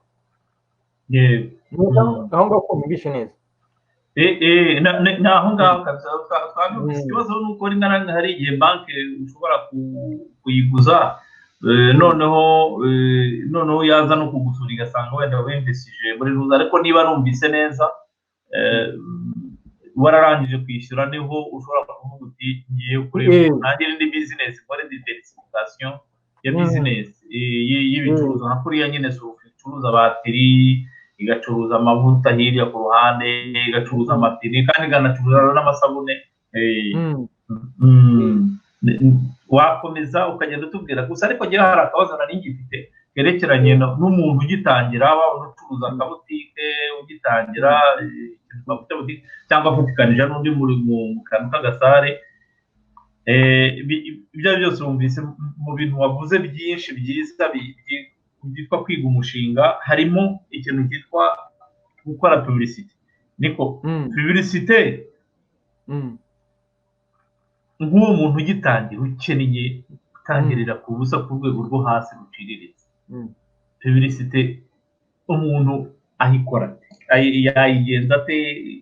Bafata ipikipiki ukagenda unyura kuri buri rugo utereba produit zanjye, muteganya mute mwebwe mwabikoze mwabyize kandi mukaba n'abantu gukora muri consultance yabyo bifashamo abantu ntagira abahomba, ndetse uza no kutubwira abo wafashije nyuma tujya kurangiza abo wafashije, umubare pourcentage yungutse n'iyahombye ndetse n'uko byagiye bigenda. Aka ngaka kuri agasubiza nyuma nayo kuko tubaza buriya rero ikintu cyitwa marketing ni ikintu kiri vaste cyane. Ubundi ku muntu w'umutangizi marketing ntazategereza nozanyuza kuri TV1 cyangwa televiziyo y'u Rwanda kubera irahenda cyane. Ega ni ibintu dukoresha by'imbuga za WhatsApp. Ushobora kuri WhatsApp yawe niba ucuruza imyenda ugajya ngo rivage ugashifotora niba ari ibyo ucuruza, niba ari amashati niba ari amapataro ukayishyira kuri profile ukajya wibutsa abantu ko wabazaniye bishyashya. Ikindi cya kabiri, nk'abantu bakorera mu giturage sinzi mwabibona nk'akabari hari utuntu twapa twanditseho ngo open, umuturage uzi ko ashobora kuza ducana nka tuntu tw'ikirugo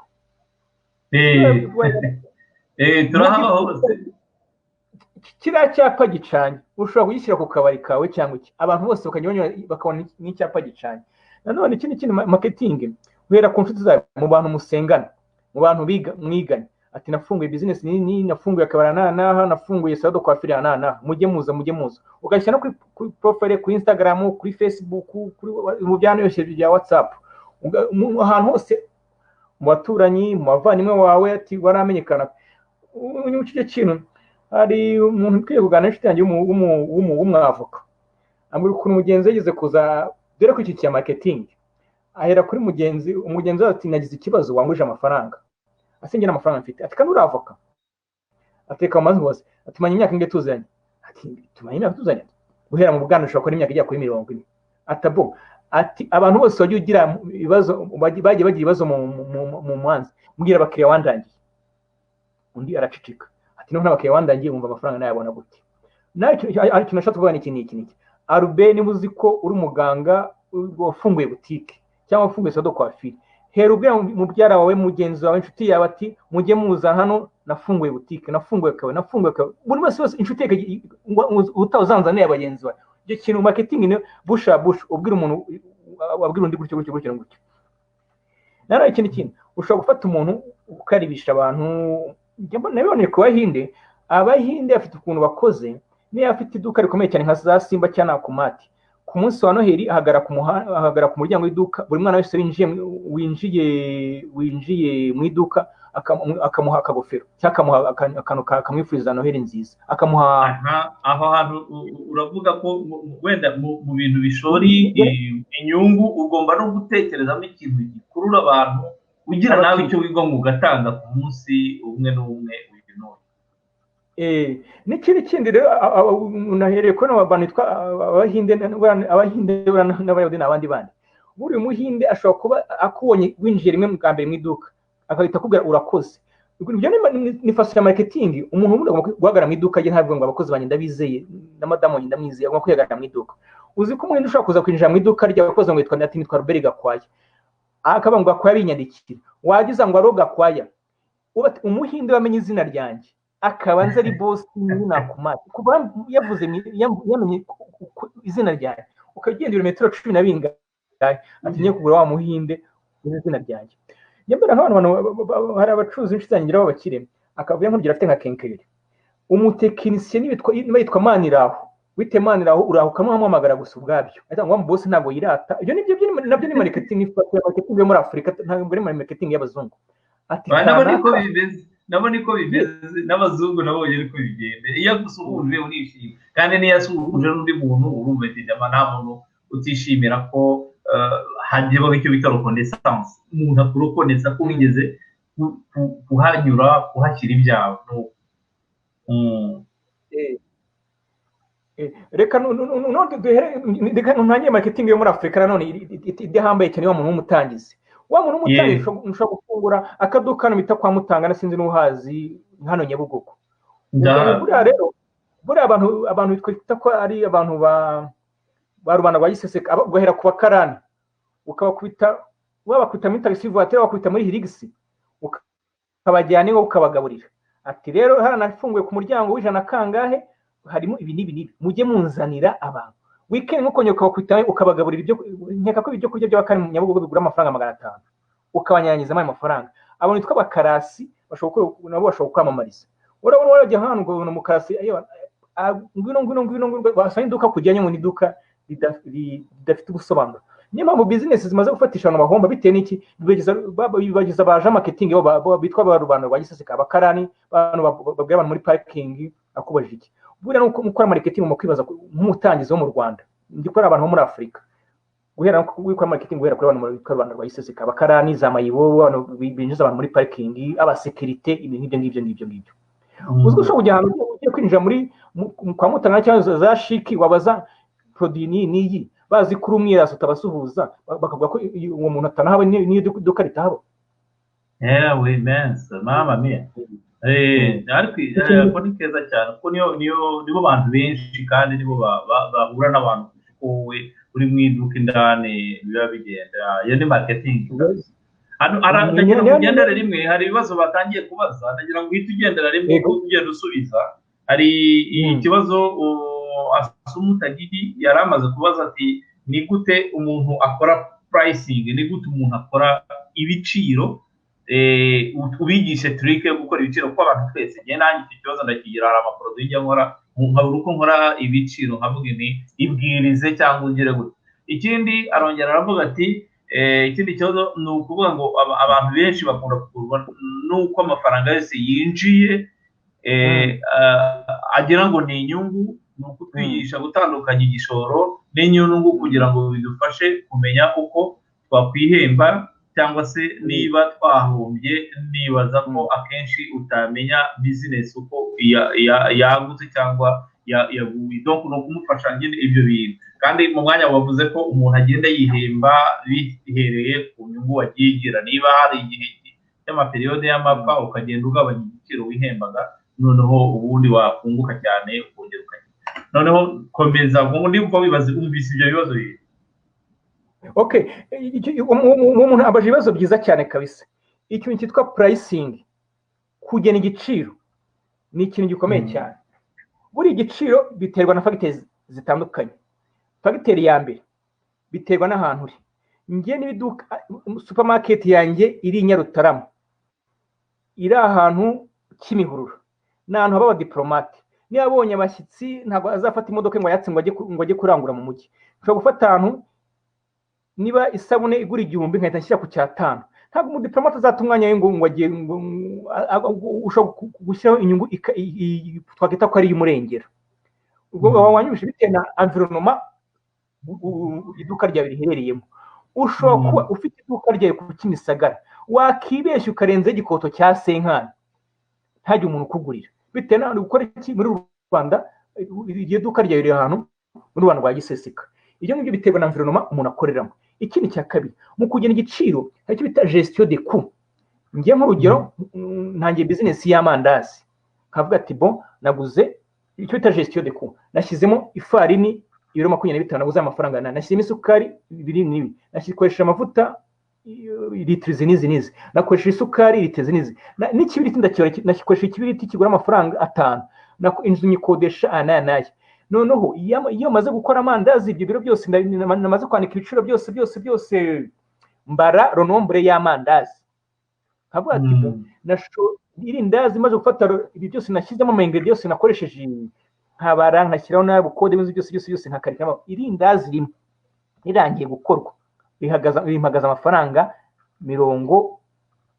55 bityo mu kubicuruza ku mafaranga 100 kugira ngo nzunguke iyo no gufixa igiciro bitewe n'amafaranga n'igisho na cost wakoresheje hari ubundi igiciro nano gitangwa n'icyo factory externe ugiye ngo washe kubyumva neza kuri business runaka ushobora kuvana nk'urugero nk'ibintu bya peteroli ushobora kubona naguze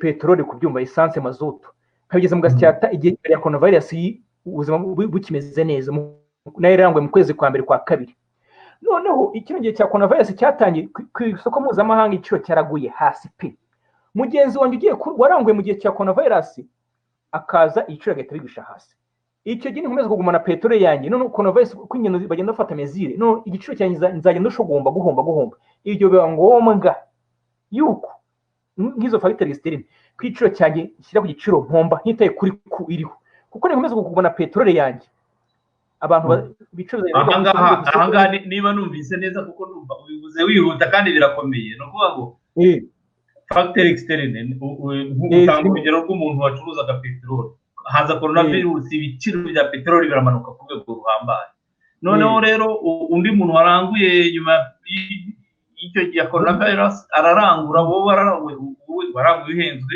noneho wanga uravuga uti ngiye kureka kubika noneho bizagira noneho undi waranguye nyuma ya coronavirus aragarutse aracuruza ibiciro nawe arabyaje nawe ukavuga uti reka mbike uti ibyo ni danger cyane iyo ubonye ikintu cyaguriye cyafite agatuza hasi ku biciro nawe utitaye kuri ibyo ngibyo hito nawe ucuruza kuri icyo giciro kiriho nuko watubwiraga ibyo rero rwose nk'abantu bacuruza kugira ngo byumve neza bano bacuruza ibintu byitwa imyaka ibirayi ibishyimbo hari igihe umuntu ajya mu masisi akarangura ibishyimbo ku mafaranga makeya yaba ari ajya akageza nyabwo ibiciro akabikubita hasi icyo gihe biba ngombwa nawe ko ujyana n'igiciro kiri ku isoko nk'abandi bose hari n'ukuntu nanone indi factory yindi externe iriho yindi hari ukuntu nk'urugero igiciro cy'akayo cyazamutse abantu bose bagahita bajya bareka ikawa bahita badukira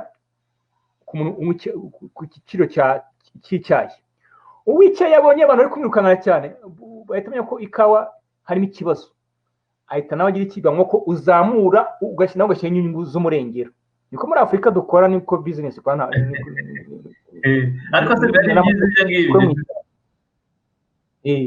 nka kuno ejo bundi umuhanda wa Tanzania wacitse nawe ubona ko wacitse nyine ibintu byazamutse no navuga ngo hari business runaka bazamura ibiciro bitewe n'impamvu runaka iyo produit similaire yafegita igiciro kindi produit similaire bigenzi yayo abantu igiciro cya Skol cyafite igiciro cya Bralirwa iyo ugiye kugena igiciro gihe biterwa na konkira n'umukonkira wawe iyo agabanyije nawe uragabanya yahomba yaba adafite produit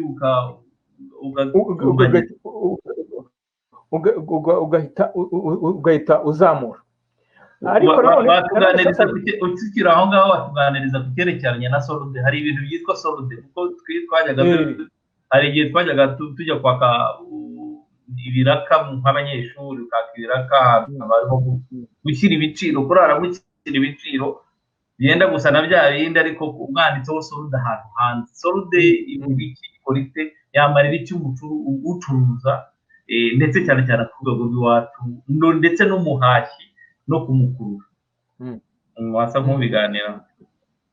Erega biriya bintu bya solde sasa bya promosiyo, buriya iyo uri umucuruzi ugeze ku gihe runaka, hari abantu bakoresha ama software ya comptabilité, hari ukuntu kwereka ko urugero ugezemo wungutse. Niba warazanye kontineri 10 ugasanga umaze gucuruza kontineri 8 wikubye inshuro 3, igisigaye ni ukora ku buryo ibisigaye byose arrivage ubishyira ku giciro kuko warungutse inshuro zirenga 3 zirenga 4%. Ni yako mu 4 fois wari bwikuba inshuro enye cyangwa 3 cyangwa zinga. Hakuno ufata ibicuruzwa byawe kugira ngo bakiriya basamenye n'iryo duka ryawe. Buri gihe gikinira ribibutsa gatoya kugira ngo tuzane nibigezweho, kuko abagenzi bawe nanone iyo arrivage zimaze kushiramo hatanye kuzana iby'ibyamvagari bangomba kuyibutsa ku stock ngo shyamwe nibishyashya. Rero bangomba nanone ko iyo promotion muri mu rwego rwa strategy za marketing za promotion kugira ngo wikurure marketing wikurura abakiriya bashyashya. Hanyuma tugatse ku bya pricing, kugira ibiciro, buri abacuruzi nabo gucuruza nabyo ni politiki. Hari ukuntu ufite nk'iduka runaka ugafata ibicuruzwa runaka ukabishyira ku mafaranga make ashoboka, noneho ugafata n'ibindi ukabizamura ku mafaranga menshi. Ushobora kuba ufite nk'urugero ufite nk'urugero nk'akabari, burushete ukayizamura ku mafaranga menshi, inzoga ukazimana kushyira ku giciro gitoya, abantu bakaza bakurikiye primus ya makeya bakaza kushiduka baguze burushete ya menshi. Izo nazo ni strategy zindi. Hakushobora none uko bati umuntu kwinjira urafata agatike uza ukaguramo icyo kunywa ugezemo ndani, icyo gihe umukiriya akurikira droit d'entrée agashiduka yagumye mu kabari. Ibyo none bitewe n'iki igiciro hari gufata igicuka kigabanya hasi kugira ngo bikurure ku bindi bicuruzwa byawe. Izo ni strategy za pricing mu genzo wanjye ambajije. Tujya ku kindi kibazo gize kumaza gukonfonda inyungu n'igishoro. Abantu bose nasumuta gigiwe kibajije. Umuntu wese ukora business dafite ahantu yanditse abameze nk'abantu bava ngo afite ubumuga bwo kutabona. Umuntu wese abameze mu turist utafite ya karita agenderaho ya map, yuzi kugenda mu butego mu ufite map, yuzi gukora ubucuruzi bwose ubutarize we warize, ubu kujya ahantu handitsemo ukagura ka journal handitse ngo yinjiye ayasohotse ukabyandika mu Kinyarwanda ntacyo bitwaye. Iyo umaze kubona agafaranga njya munda kwipana abacuruzi benshi cyane, ugasanga umuntu agenda muri Verity software za comptabilité akora muri Excel. Uhora ama software agezwe zitwa za Sage, zitwa za Tari, RPN, kari ama software ikwereka muri stock asigayemo ibi nibi wabiguze amadolari mukira mukopye biranguye ku madolari ku buryo yukitsemo muri niba wenda nk'urugero ufite pharmacie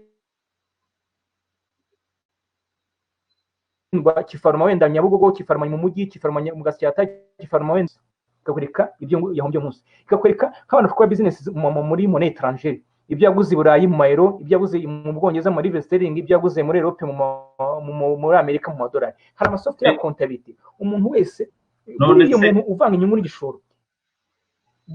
None oya turavuga ko sajyandira hano icyo ni comptabilité irapfuye. Biterana no kudakora comptabilité iri nyayo kabisa niho bipfira. Buri umuntu wese yagombye gukoresha ibaruramari riri nyaryo. Ufite ibaruramari nyaryo yakuru ufite imodoka ifite tableau ikwereka ikibazo kiri muri moteri, kiri muri boîte vitesse, kiri muri suspension, tutatu turi hejuru. Iyo ufite ibaruramari rigezweho ntabwo ushobora gutuma uvanga inyungu n'igishoro. Oya wenda gigi yabazaga. Allo wenda kigiyabazaga wenda ku mucuruza muto kuko izo za logiciel nanjye za software nanjye ndazemera cyane ariko sinibaza ko ku bantu bagitangira akenshi baba bazifite.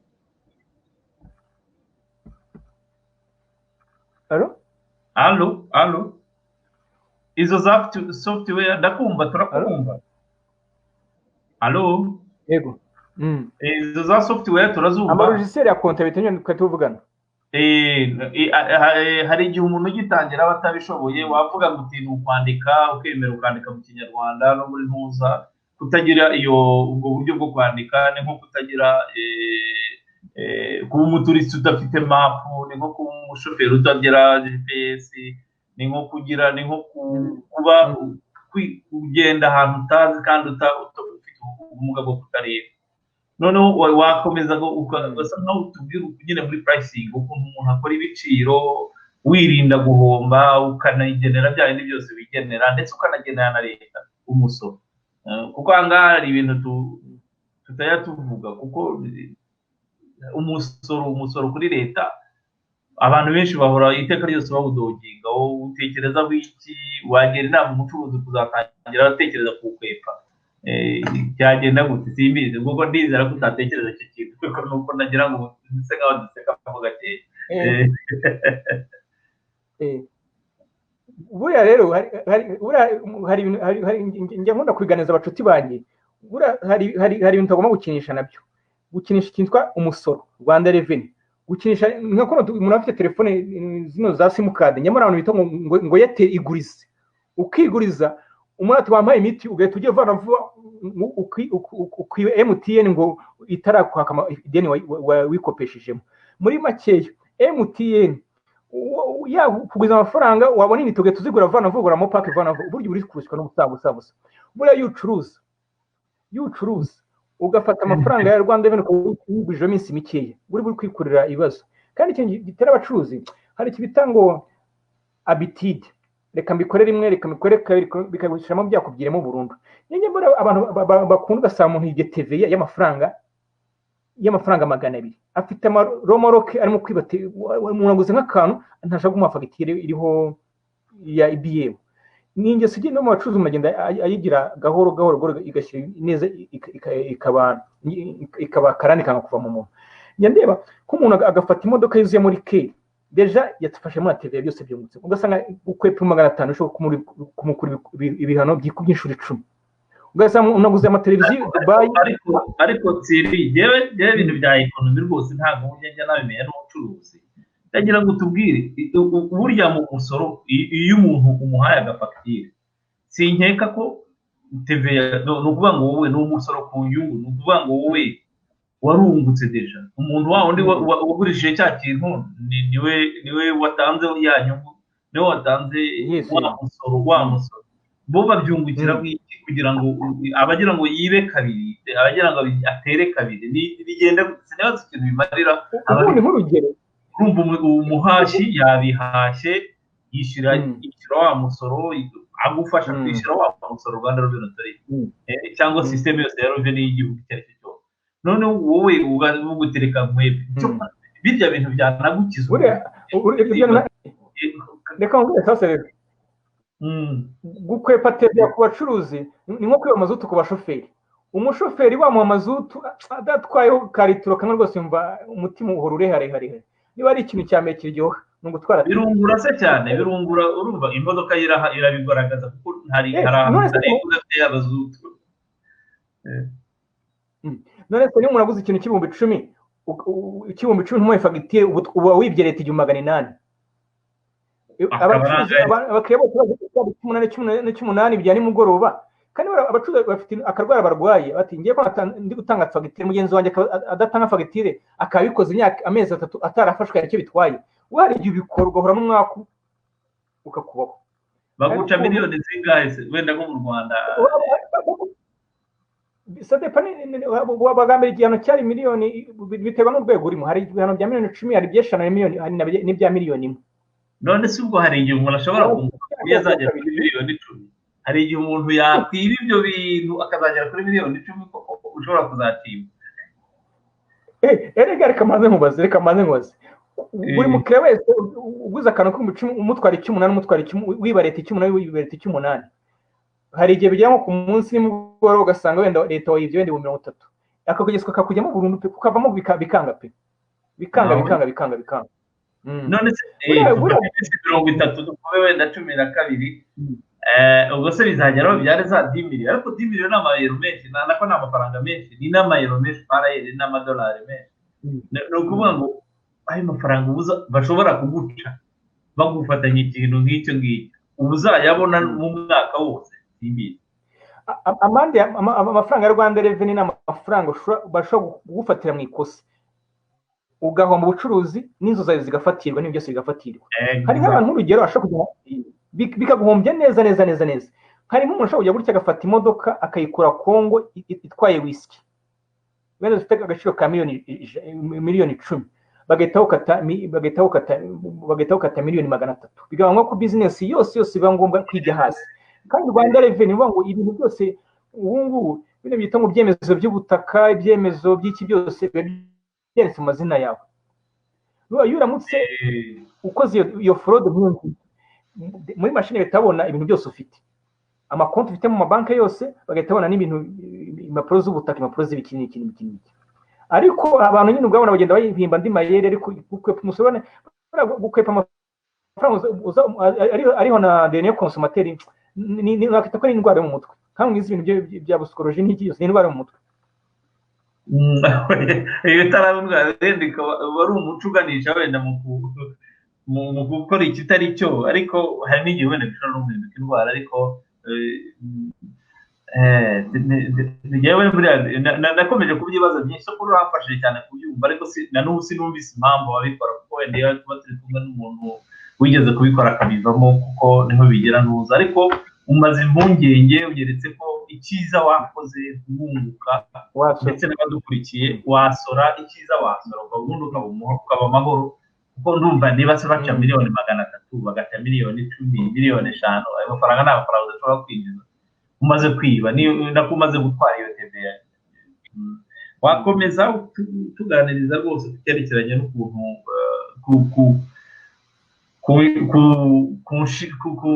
ngamba umuntu yafata wongera gusubira za ngamba zo gutangira business ntoya cyangwa inini, ndetse na recommandation waha rwose n'umuntu uri muri icyo gikorwa ubu ngubu ubona atunguka buri gihe uhora bihomba, ufite n'umwenda nk'umwenda habayeho na confinement ya lockdown yahagarika ayo activité, birezuma ko abantu bose bahombera rimwe, kuko lockdown yafunze isi yose, ntabwo yafunze wowe wenyine, yafunze twese.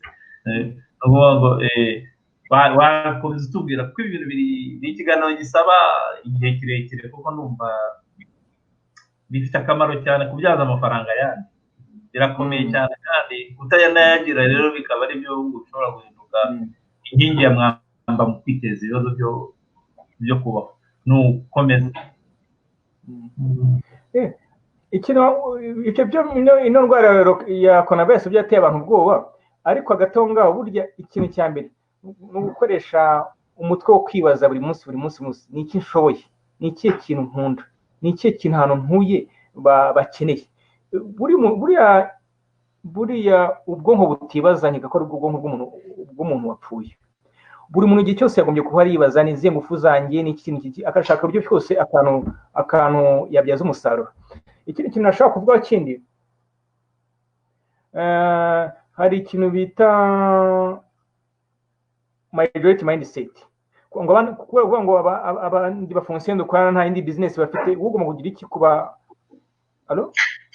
ndagukurikiye. Buriya ikintu abantu dukunda kugwamo cyane, kuba ngo abantu bose dukorana kibo nta business babaho bafite ko abayobwa mu kwitandukanya nabo bavuga bati ngiye ngo giti cyane mu giti akantu nizigama ku ruhande, najya nkora, najya nunguka n'ikindi. Hari akantu ngo nize gusimbuka kaba mu witwa Warren Buffett, hari akantu yigeze kuvuga gahuye n'ibyo ngibyo rugiye kumbaza, yahanavuze ka principle yitwa on expectation. Honest is very expensive gift, don't expect from cheap people. Buriya gitangira business yawe, icyo cyitwa guhikizera umuntu. Yabona abantu bagiye gutya agafungura nka boutique akayishyiramo umurokore ntabwo ari gukitika abarokore agashyiramo umurokore basengana ufite ubushobozi bukeya ngo nuko musengana cyangwa n'umubyara cyangwa n'umwana buriya ikintu cyitwa icyizere ni impano ikomeye cyane utagomba gukora ku muntu uwo ari wese. Bizinesi yose uzatangira ugomba kwicaramo ku giti cyawe ukayikontorora igihe cyose amasaha yose ukaba yibereyemo. Tureke n'ibyo ngibyo, iyo bizinesi ikiri ntoya ari intangizi ugomba kumenya ko gukurura abakiriya uburyo bushoboka bwose. Buriya n'umukobwa udafite uburanga bwinshi agomba kwirya cyane akinyonga kugira ngo abashe gukora abantu bose bamurangarire. N'umucuruzi mutoya wese agomba gukora strategy zishoboka zose abantu bagana iduka rye. Ubwo ni strategy y'abacuruzi bagitangira bashyashya hari ukuntu ufata amakarito yavuyemo ibintu ukagenda uyuzuza muri etajeri ku ndani ibintu biri vide nta kintu kirimo. Umuntu wese ukiri mushyashya wese agomba gukora strategy zose yakurura abakiriya. ariko hari akabazo Gigi aravuze ngo ntanyuzwe ngo kubera ko ngo pricing ntabwo yirangije ntitwumvise neza. Par exemple uguze produit igeze mu iduka iguhagaze 2000 ubwo uzayigurisha angahe, ni izihe percentages umucuruzi ashingiraho ashyiraho igiciro, ni izihe pourcentage ikintu cyamugezeho kigura 2, noneho we arakoresha izihe pourcentage amastrategie yayo kugira ngo agicuruze adahomba, harimo na wa musoro wa ya commune se cyangwa wa ya district cyangwa na Rwanda Revenue. Noneho ijambo ni ryango komeza kuri pricing ari ibintu bikomeye cyane. Cya kintu cya pricing nuko atankurikiye neza namubwiye neza. Hari pricing ushingiye cyo bita cost ku nayere kujyana ibyamandazi havuyemo amandazi byose amafaranga byatwaye urakubye umenye ibivuyemo. Noneho hari nanone biterwa none ahantu ikintu kiri. Niba acuruza amavuta 2000 atuye Nyarutarama mu weekend igiciro cyo no kwishyura ku mafaranga 4000 bitewe n'ahantu akorera. Niba uzi gukora ahantu muri ugiye ucuruza amakaritsiye ya Giseseka hari n'abakonkera benshi, hari na rubanda rukennye, uwo mu gushyaka nyungu gatoya batenda amavuta naguze 2000 ngo mukwishyura kuri 500. Hari n'ikindi kintu ushaka kuzamo, hari iyo umuntu acuruza hari bita kuvuga ko cyita rotation de stock. Nawe nkamusobanurira nk'abantu acuruza imifuka ya simerwa, ushobora usanga umufuka wo kura agafaranga 500 akanyuka 500, ariko iyo umuntu agiye kubaka inzu, niba uri umuntu wubaka ahantu hatoya ku munsi ashobora imifuka 10, ubwo 500 ku 10 cyangwa 200 bihita bivamo amafaranga menshi. Abantu baranguza inzoga depo y'inzoga ushobora usanga case ukora amafaranga 300 ku munsi. Abantu bashobora kuza kurangura ugasanga niyo mpamvu y'ubona bagiye ugasanga kwigazi hari akanyungu gato cyane, kuko abantu bagira iki barangura angrande quantité. Nk'abantu acuruza tuvuga nk'urugero bacuruza pièces z'imodoka, ushobora kugura aka pièce ko muri moteri cyangwa ugasanga aka pièce yaguze 10,000 arimo gashakamo 150 bitewe n'iki niwe ugafite wenyine gatinda mu iduka. Ushobora kuzagura pièce mu 2000 ukazayicuruza nyuma y'imyaka 5 cyangwa imyaka 10. Ibyo bisaba ngo ucuruje igiciro ukizamura. Nk'urugero rundi biterwa n'ahantu ukorera. Abantu bakora ano maduka bitwa ngo za chic za mike, metero kare bayikodesha $, niba ntibeshya $20.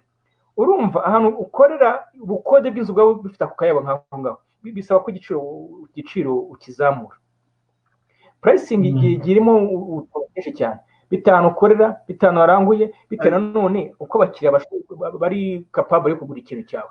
Niba usanga hari ibintu nabonye bigorana cyane, bihora bizamuka ibiciro bigenda gute ko ndakibariza ibintu byerekeranye n'ubucuruzi birakomera cyane.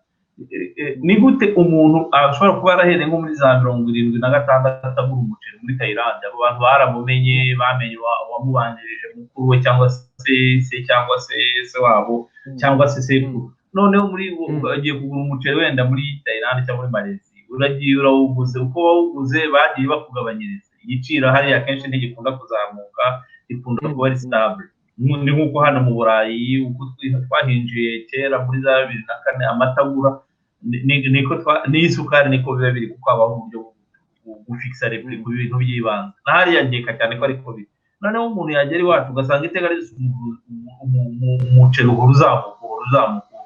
umuceri uzamuka ni gute ibyo bintu bumva ari byo kubera ko umuntu utangira gucuruza akarebera ko uwo nguwo uzamura ugasanga nibwo yahombye simbizi wabitekereza kuko ndabona ibibazo bya pricing biracyari ikibazo icyo kibazo ku byerekeye ibihugu biri mu nzira y'amajyambere n'ibihugu byo muri Afurika biratandukanye nk'urugero biriya bihugu byateye imbere za Pakistan za byose usanga hari amakampani agera nko kuri 100 akora ahinga umuceri wagira muri Afurika buriya hari ibyo bita monopole buriya monopole akora bagenda wenda nk'urugero MTN ishinzwe gutanga serivisi yonyine usiye ko bitakiriho cyangwa Brave niyo yigize iki ariko hari na monopole iterwa bita heavy capital nk'urugero niyo gufungura uruganda rwa sosiyete ya communication isaba amabiliyoni mu dolari nta concurrence bazagira niyo mu giciro cyabo aho kugira ngo imanuke igihe iki kizamuka nk'abantu nk'urugero nk'ibyo by'imiceri bisaba ngo nibura ube waranguye kontineri wenda uri umutangizi nka kontineri wenda nk'icyenda izameze ziri ku iduka izindi eshatu ziri ku iduka ukizigura izindi eshatu ziri mu nyanja izindi eshatu ziri Dar es Salaam izindi ziri muri depo ibyo ni bisaba ngo ugomba kufite amafaranga menshi niyo mpamvu bari abantu bajya kurangura ibintu bisaba amakontineri ahenze nk'urugero nk'ibyo by'imiceri nakubwiraga bisaba kurangura amakamyo iby'isukari cyangwa ano makaro yo mu nzu usanga abantu baho bo kuko bo areba mugenzi we agasanga ntiyamanuye nagahora bose igiciro kiri hejuru niyo mpamvu usanga ibintu ubucuruzi bwa giseseka bufite igiciro gitoya ruhura n'ibibazo by'ibiciro kuko niki abantu bose bafite igiciro benshi bafite igiciro cya 5,000,000 ariko abantu bafite 5,000,000 z'amadolari ni bake cyane niyo mpamvu ishoramari rihenze cyane ushobora gusanga concurrence igiciro byaho ntabwo aho kujya mu manuka bora bigira iki bizamuka uriya igiciro nano biterwa na concurrence aho byo bitaro l'offre et la demande abakiriya ni bangahe abagurisha ni bangahe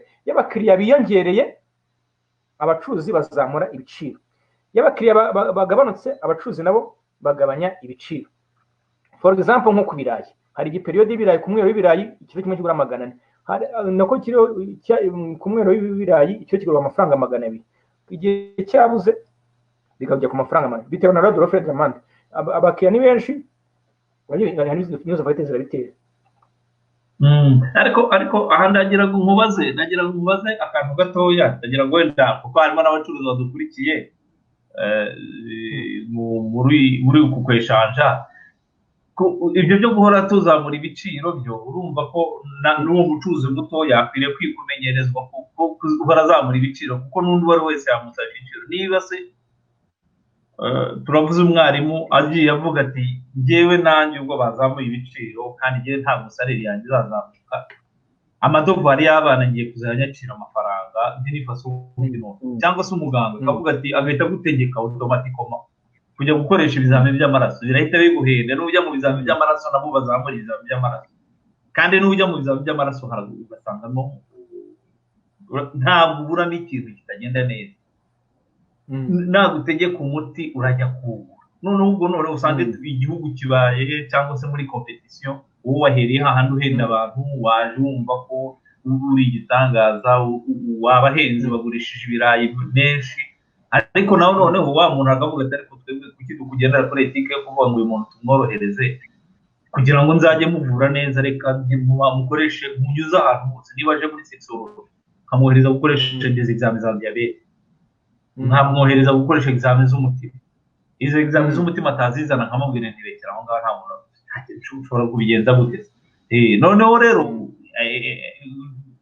muganga w'umutima ati jya kwivuza akangaka ndabona katameze neza ko nta na rimwe umuntu abura akantu kazamutse noneho rero n'undi ati gutyo muri fair play ndavuga ngo muri commerce abacuruzi kuki batajya bakunda gukora fair play kugabanya kuvuga bati reka dushyire ku giciro n'abandi bazabasha kuduhahira kutworohereza kuko n'undi nawe ashatse gukora uko ashoboye ngo tudepanse nawe yabikora nawe yunguke nawe tukadepanse nawe yabikora kuko numva nkohereje aho ngaho uzagaruka consultation ukishyira n'undi gutyo ainsi de suite tugerageze wenda turebe muri iyo optique batuganirize impamvu ama fair play adakunda kubaho ku bantu bacuruza acuruza ese ugitangira yazakora fair so yazihanganira abandi akavuga ati reka nkore igiciro gituma n'undi muntu abasha kubaho.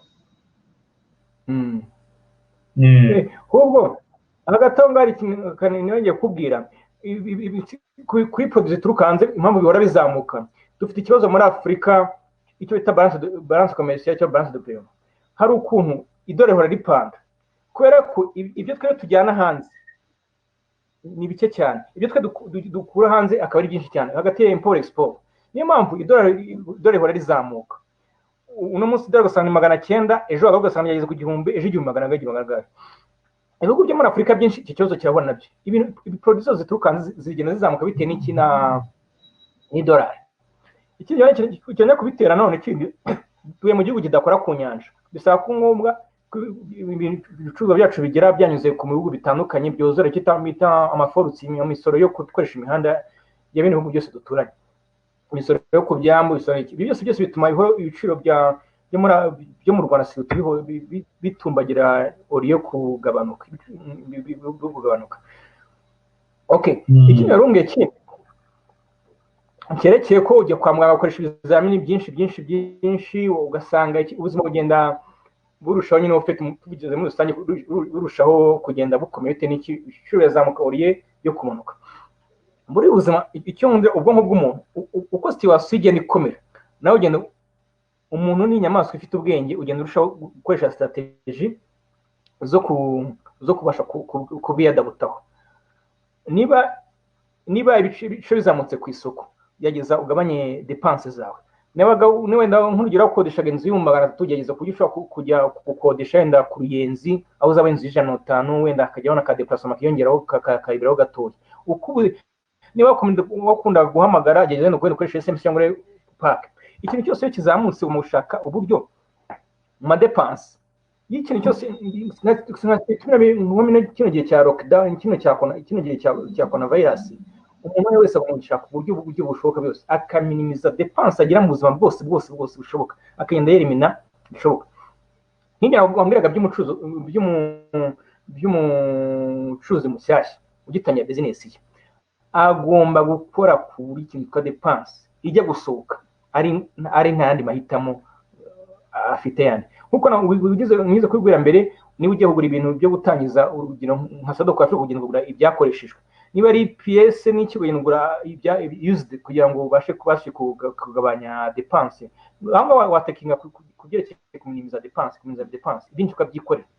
Niba Rubero ufite imodoka ukayiyogereza, niba ufite umusatsi ukigura tondeze ukiyogosha kugabanya dépenses uburyo bushoboka. Niba n'abakiriya bari ufite akabari ukamuseriveri byose cyarimo ukabana manager ukabana DJ byose. Asumbuta we rwose avuze ati ntabwo yumva ukuntu yakunguka agendeye kuri izo tekinike zose uvuga kuko aravuga ati watangiranye na kashi runaka then aho kugira icyo ushingiraho nshyiraho akavuga ati ntabwo nabyumvise ati sinabyumvise neza cyane ati nshaka kunguka ati gukora pricing ati pourcentage nta kibazo wenda muzaganira ku rundi ruhande gusa urakoze cyane ndabona nta kindi kibazo. Amasaha twateganira kugeza saa 3:20 urabidusobanuriye urakoze cyane kuko buri gihe abantu barahomba biyibagije ibi bintu by'ibanze watubwiye kubanza kwihangana kwiyemeza kwiga ibyo ucuruza kugira ngo uzabashe kubibwira abantu kugira marketing kwiga decoupage d'image kumenya main-d'œuvre kutazanamo abantu kubera ko mukorana cyangwa se mwasenganye cyangwa ari bene wanyu kugira ambalage idahenze kandi izahora isigara mu mutwe w'abantu amahugurwa kuri produit ukazajya utanga amahugurwa produit ugiye gutanga no kugerageza gushaka abantu benshi bahura n'abantu bavuga urugero rw'abakarasi abakarani n'abandi nk'abo ngabo baba bikeneye ukabagaburira nabo ukabasengera ukamenya mbega kugira amadepanse ku minsi mikuru ukaba wagira ikintu utanga. Ahangaha hari n'ibindi byinshi wagiye uvuga, kudahita wemvesisa amafaranga wafashe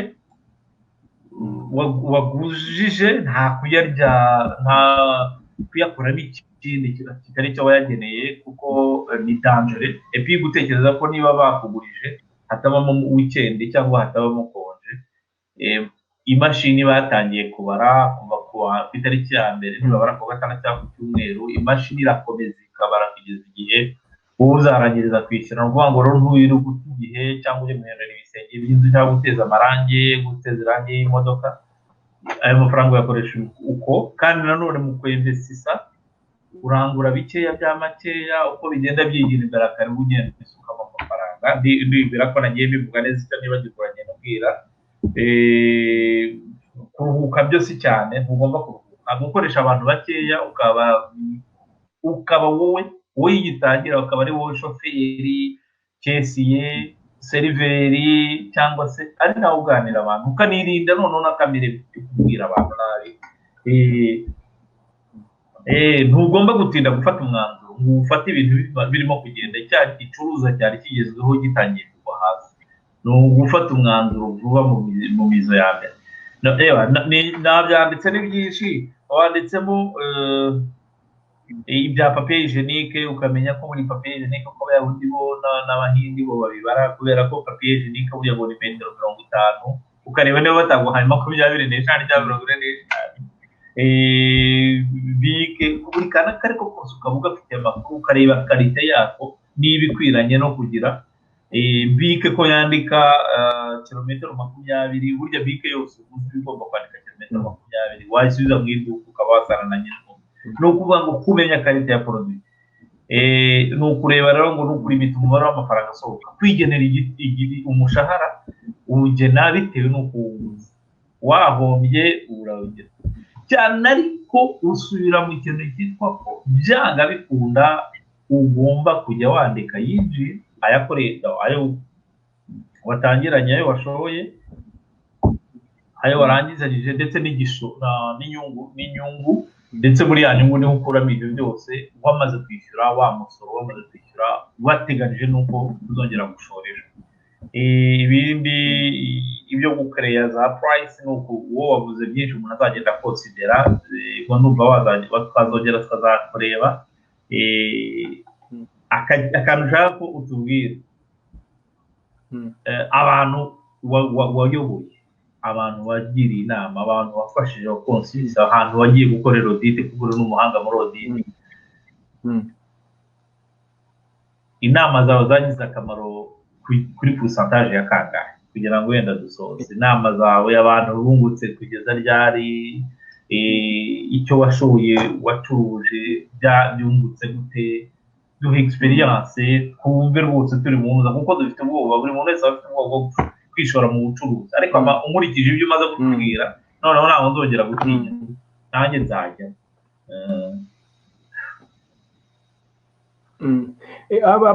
Njya nkora audit cyangwa ngira inama nk'ibya comptabilité, bose bama feedback zi positive kabisa, ati vraiment adufashije badukora iki n'iki, ariko nyuma akangaro cyati vraiment turabizi, ati bitewe n'impamvu runaka, ati hari akageso kananiye kumvamo, ati rwose ati nkunda inzoga cyane, iyo nakore nkitangira tentative kumeze gutya, cyangwa madamu wanjye numva ko nazamugura imodoka nziza cyane, ati byose byagenze neza, ati ariko rero ati hari akantu njya ngira, ati muri Afurika, ati abantu bari kunyaka amafaranga bose, ati mbigenze n'igi sociabilité yaje yose muri Afurika, ariko usanga ko byose byagiye bigenda neza, uburyo bakira abakiriya, uburyo bamenya abantu bagomba gufata amarekomandasiyo yose bakurikije bigenda neza. Nanjye ndu fonctionnaire kandi dushuburiye nangira antuka bigenda neza kabisa. Gusa ikiro cyangombwa nabwira abagenzi banjye, hari kugira ubwoba bwo guhomba.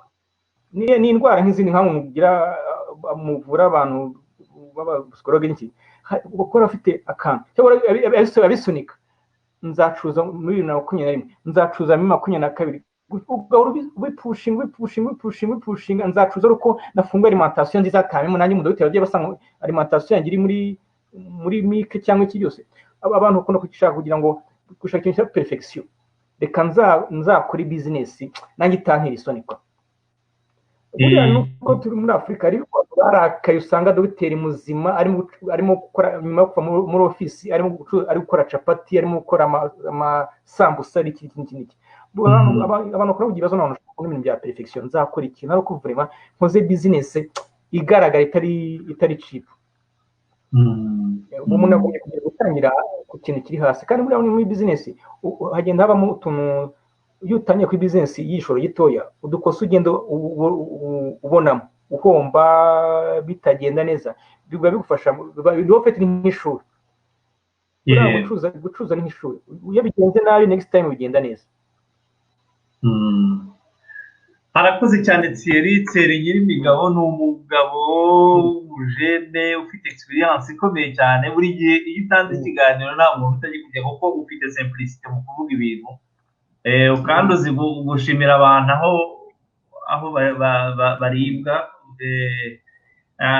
ndagushimiye cyane kuko ikintu cya mbere muri diagramme ya Maslow ikintu cya mbere muri santé mentale muri sociale ni ukuba ufite umutekano mu bukungu mu mibereho ni ukuba uvuga uti ndategura ukwezi kuzagera ku munsi wa 30 hari wenda mburayi rimwe kubera ko hari ikindi nakoze kitari ngombwa kandi ariko cyihutirwa nacyo cyari ngombwa ariko izi strategy duhaye amasasu yo kwirwanaho guhangana muri no ntambara y'ubuzima kuko ni icyo cya mbere gitera umutekano wo mu mutwe kugira ngo umuntu agere afite yizere kuba ari we ukanuye murakoze cyane rero Thierry kandi iteka ryose duhora twiyambaza ndetse hari n'abantu batangiye kunyandikira hano mu gikari bambura ati umugabo abahehe ngo natwe azaze ikiganiro Thierry ni umupetit frere ni umuntu afite MBA muri ibi bintu akaba ari usanzwe abikora arakoze cyane merci beaucoup Thierry murakoze cyane n'abandi mwadukurikiye ubutaha tuzareba hari ikibazo gikunda kubaho cy'ababyeyi babyara abana umwana akaza atavuga umwana akaza abantu bakajya birirwa bakubwira bati uyu mwana ni impuri yarezwe nabi hari icyo bita spectre autistique rero hari umumama uzaza akatuganirizaho tukareka kuyadufata wese nizere ko abadukurikiye babyumvise umumama bimaze igihe kirekire yabaye mu Bufaransa bikoramo yarabyize ageraho ashinga ishuri mu Rwanda azatuganiriza cyane cyane ku byerekeranye n'ibimenyetso by'ibanze ndetse n'ibindi bibazo kuko hari muri spectre autistique isa n'ibindi bintu byinshi n'izindi n'ibyo bita bafite indwara kuko umuntu w'umutisi ntabwo ashoboye ukumva uburwayi ushobora ukunda kuko hariho ababa bafite ubwenge bw'umurengera burenze ubw'imashini birenze ibyabayeho noneho abo bantu bakazira kutumvikana n'abandi bantu ndetse abandi bana bakaba bagerageza kubatesha n'umutwe ndetse n'uko sosiyete bafata bigatuma wa muntu ahinduka noneho uwo mubyeyi w'ikintu azakora ni ukuza kudufasha kuduha ibimenyetso bikugaragariza ko umwana afite ubwo bushobozi bundi afite ukundi ateye kandi nibyo koko nta n'umuntu umera yewe turabavandimwe turabe iwacu twese ariko ntabwo turi Nyaruguru ntabwo tumeze kimwe ntabwo abantu bose ab'inyamirambo twese tumeze kimwe uwango rero n'abandi bose bagomba gutandukana uwo mubyeyi witwa Rosine Kamagaje azaza kutuganiriza mugire ijoro ryiza muramuke yari groupe de soutien nijye bayadimini none utaha ntitugira amahirwe tuzabona n'undi yageze gatoya okay murakoze cyane Thierry merci bye barakoze cyane hagati aho ngaho nkeka ko abantu bose bari kuri uno buga bafite amatelefone ya smartphone yego hari exercise ngiye kubaha yoroshye cyane hari utwa application tw'ubuntu ushobora gushyira muri Play Store ugahita ushyira muri telefone yawe two gukontorora amadepanse yawe ku munsi gukontorora amadepanse yawe hari kitwa one money rimwe money hari ama application akontorora depanse umuntu agira buri wese kuko kwandika yenda agenda akantu kose agura bombo yandika, agura agakarita yandika, agura akanosuku yandika, agira ikintu bazamba rero bwa application hariho ngo yenda mu byerekeye transport, communication, dépenses, frais de ménage, bigiye mu makategori. Iyo ufashe moto ukandika, uguze essence ukandika, uguze airtime ukandika, ugiye muri iyo application yitwa One Money. Iharitwa wandika rimwe money. Hari izindi nyinshi zitandukanye zo kukontora amadepanse. Application na application money expense controller ikontora amadepanse y'umuntu ku giti cye. No, iyo uguze ikintu uhita wongeraho ko uguze icyangaye. Nyuma y'iminsi 30 ushobora gusanga ibintu byagutwaye amafaranga utagiye unabikeka cyane gato kabisa. Ugasanga departement yandikwa gute mane nanditse money rimwe mane. Hari application menshi atandukanye. Wowe yatwandikireho uravuze kureba ikiganiro kiri kuri YouTube nako kiri kuri Facebook no mu nejo kizajya kuri YouTube. No, izi application ziduhe zose natwe tuzibikaho turadepansa cyane. Nugakoresha iminsi 30 bizagutungura cyane usanze déplacement irusha ayinzu cyangwa ushiduke ibyeri iri kubya gatanu ayicunje cafe cyangwa se na burushete. No, iyo ka application ugakoze muri make kugura ikibazo wifitiye mu buzima bwawe muri control ushobora gusanga vraiment warabaye imbata yo kwambara neza, warabaye imbata y'ivyeri, warabaye imbata yo kutaguma hamwe. Essence ikubye gatanu inzu tuyemo cyangwa iki cyane imodoka za automatique. Uzava kuri byo tujye kuri bwa modoka bwitwa Vitz no Yaris. Ikiza cyako kakubasha kukwereka ahantu ufite ikibazo pe. Karaguskana mu mufuka wawe ukuhagaze. Urakoze cyane tuzakomeza ubutaha nyine twiteguye kumva abantu baba spectre logistique bashoboye ukundi bari different ubutaha ndetse abafite ibibazo bakomeza kubibaza kuri iyi oza kuko Thierry arahari. Thierry n'umuvandimwe. Urakoze cyane. Sawa reka sawa merci beaucoup. Bye.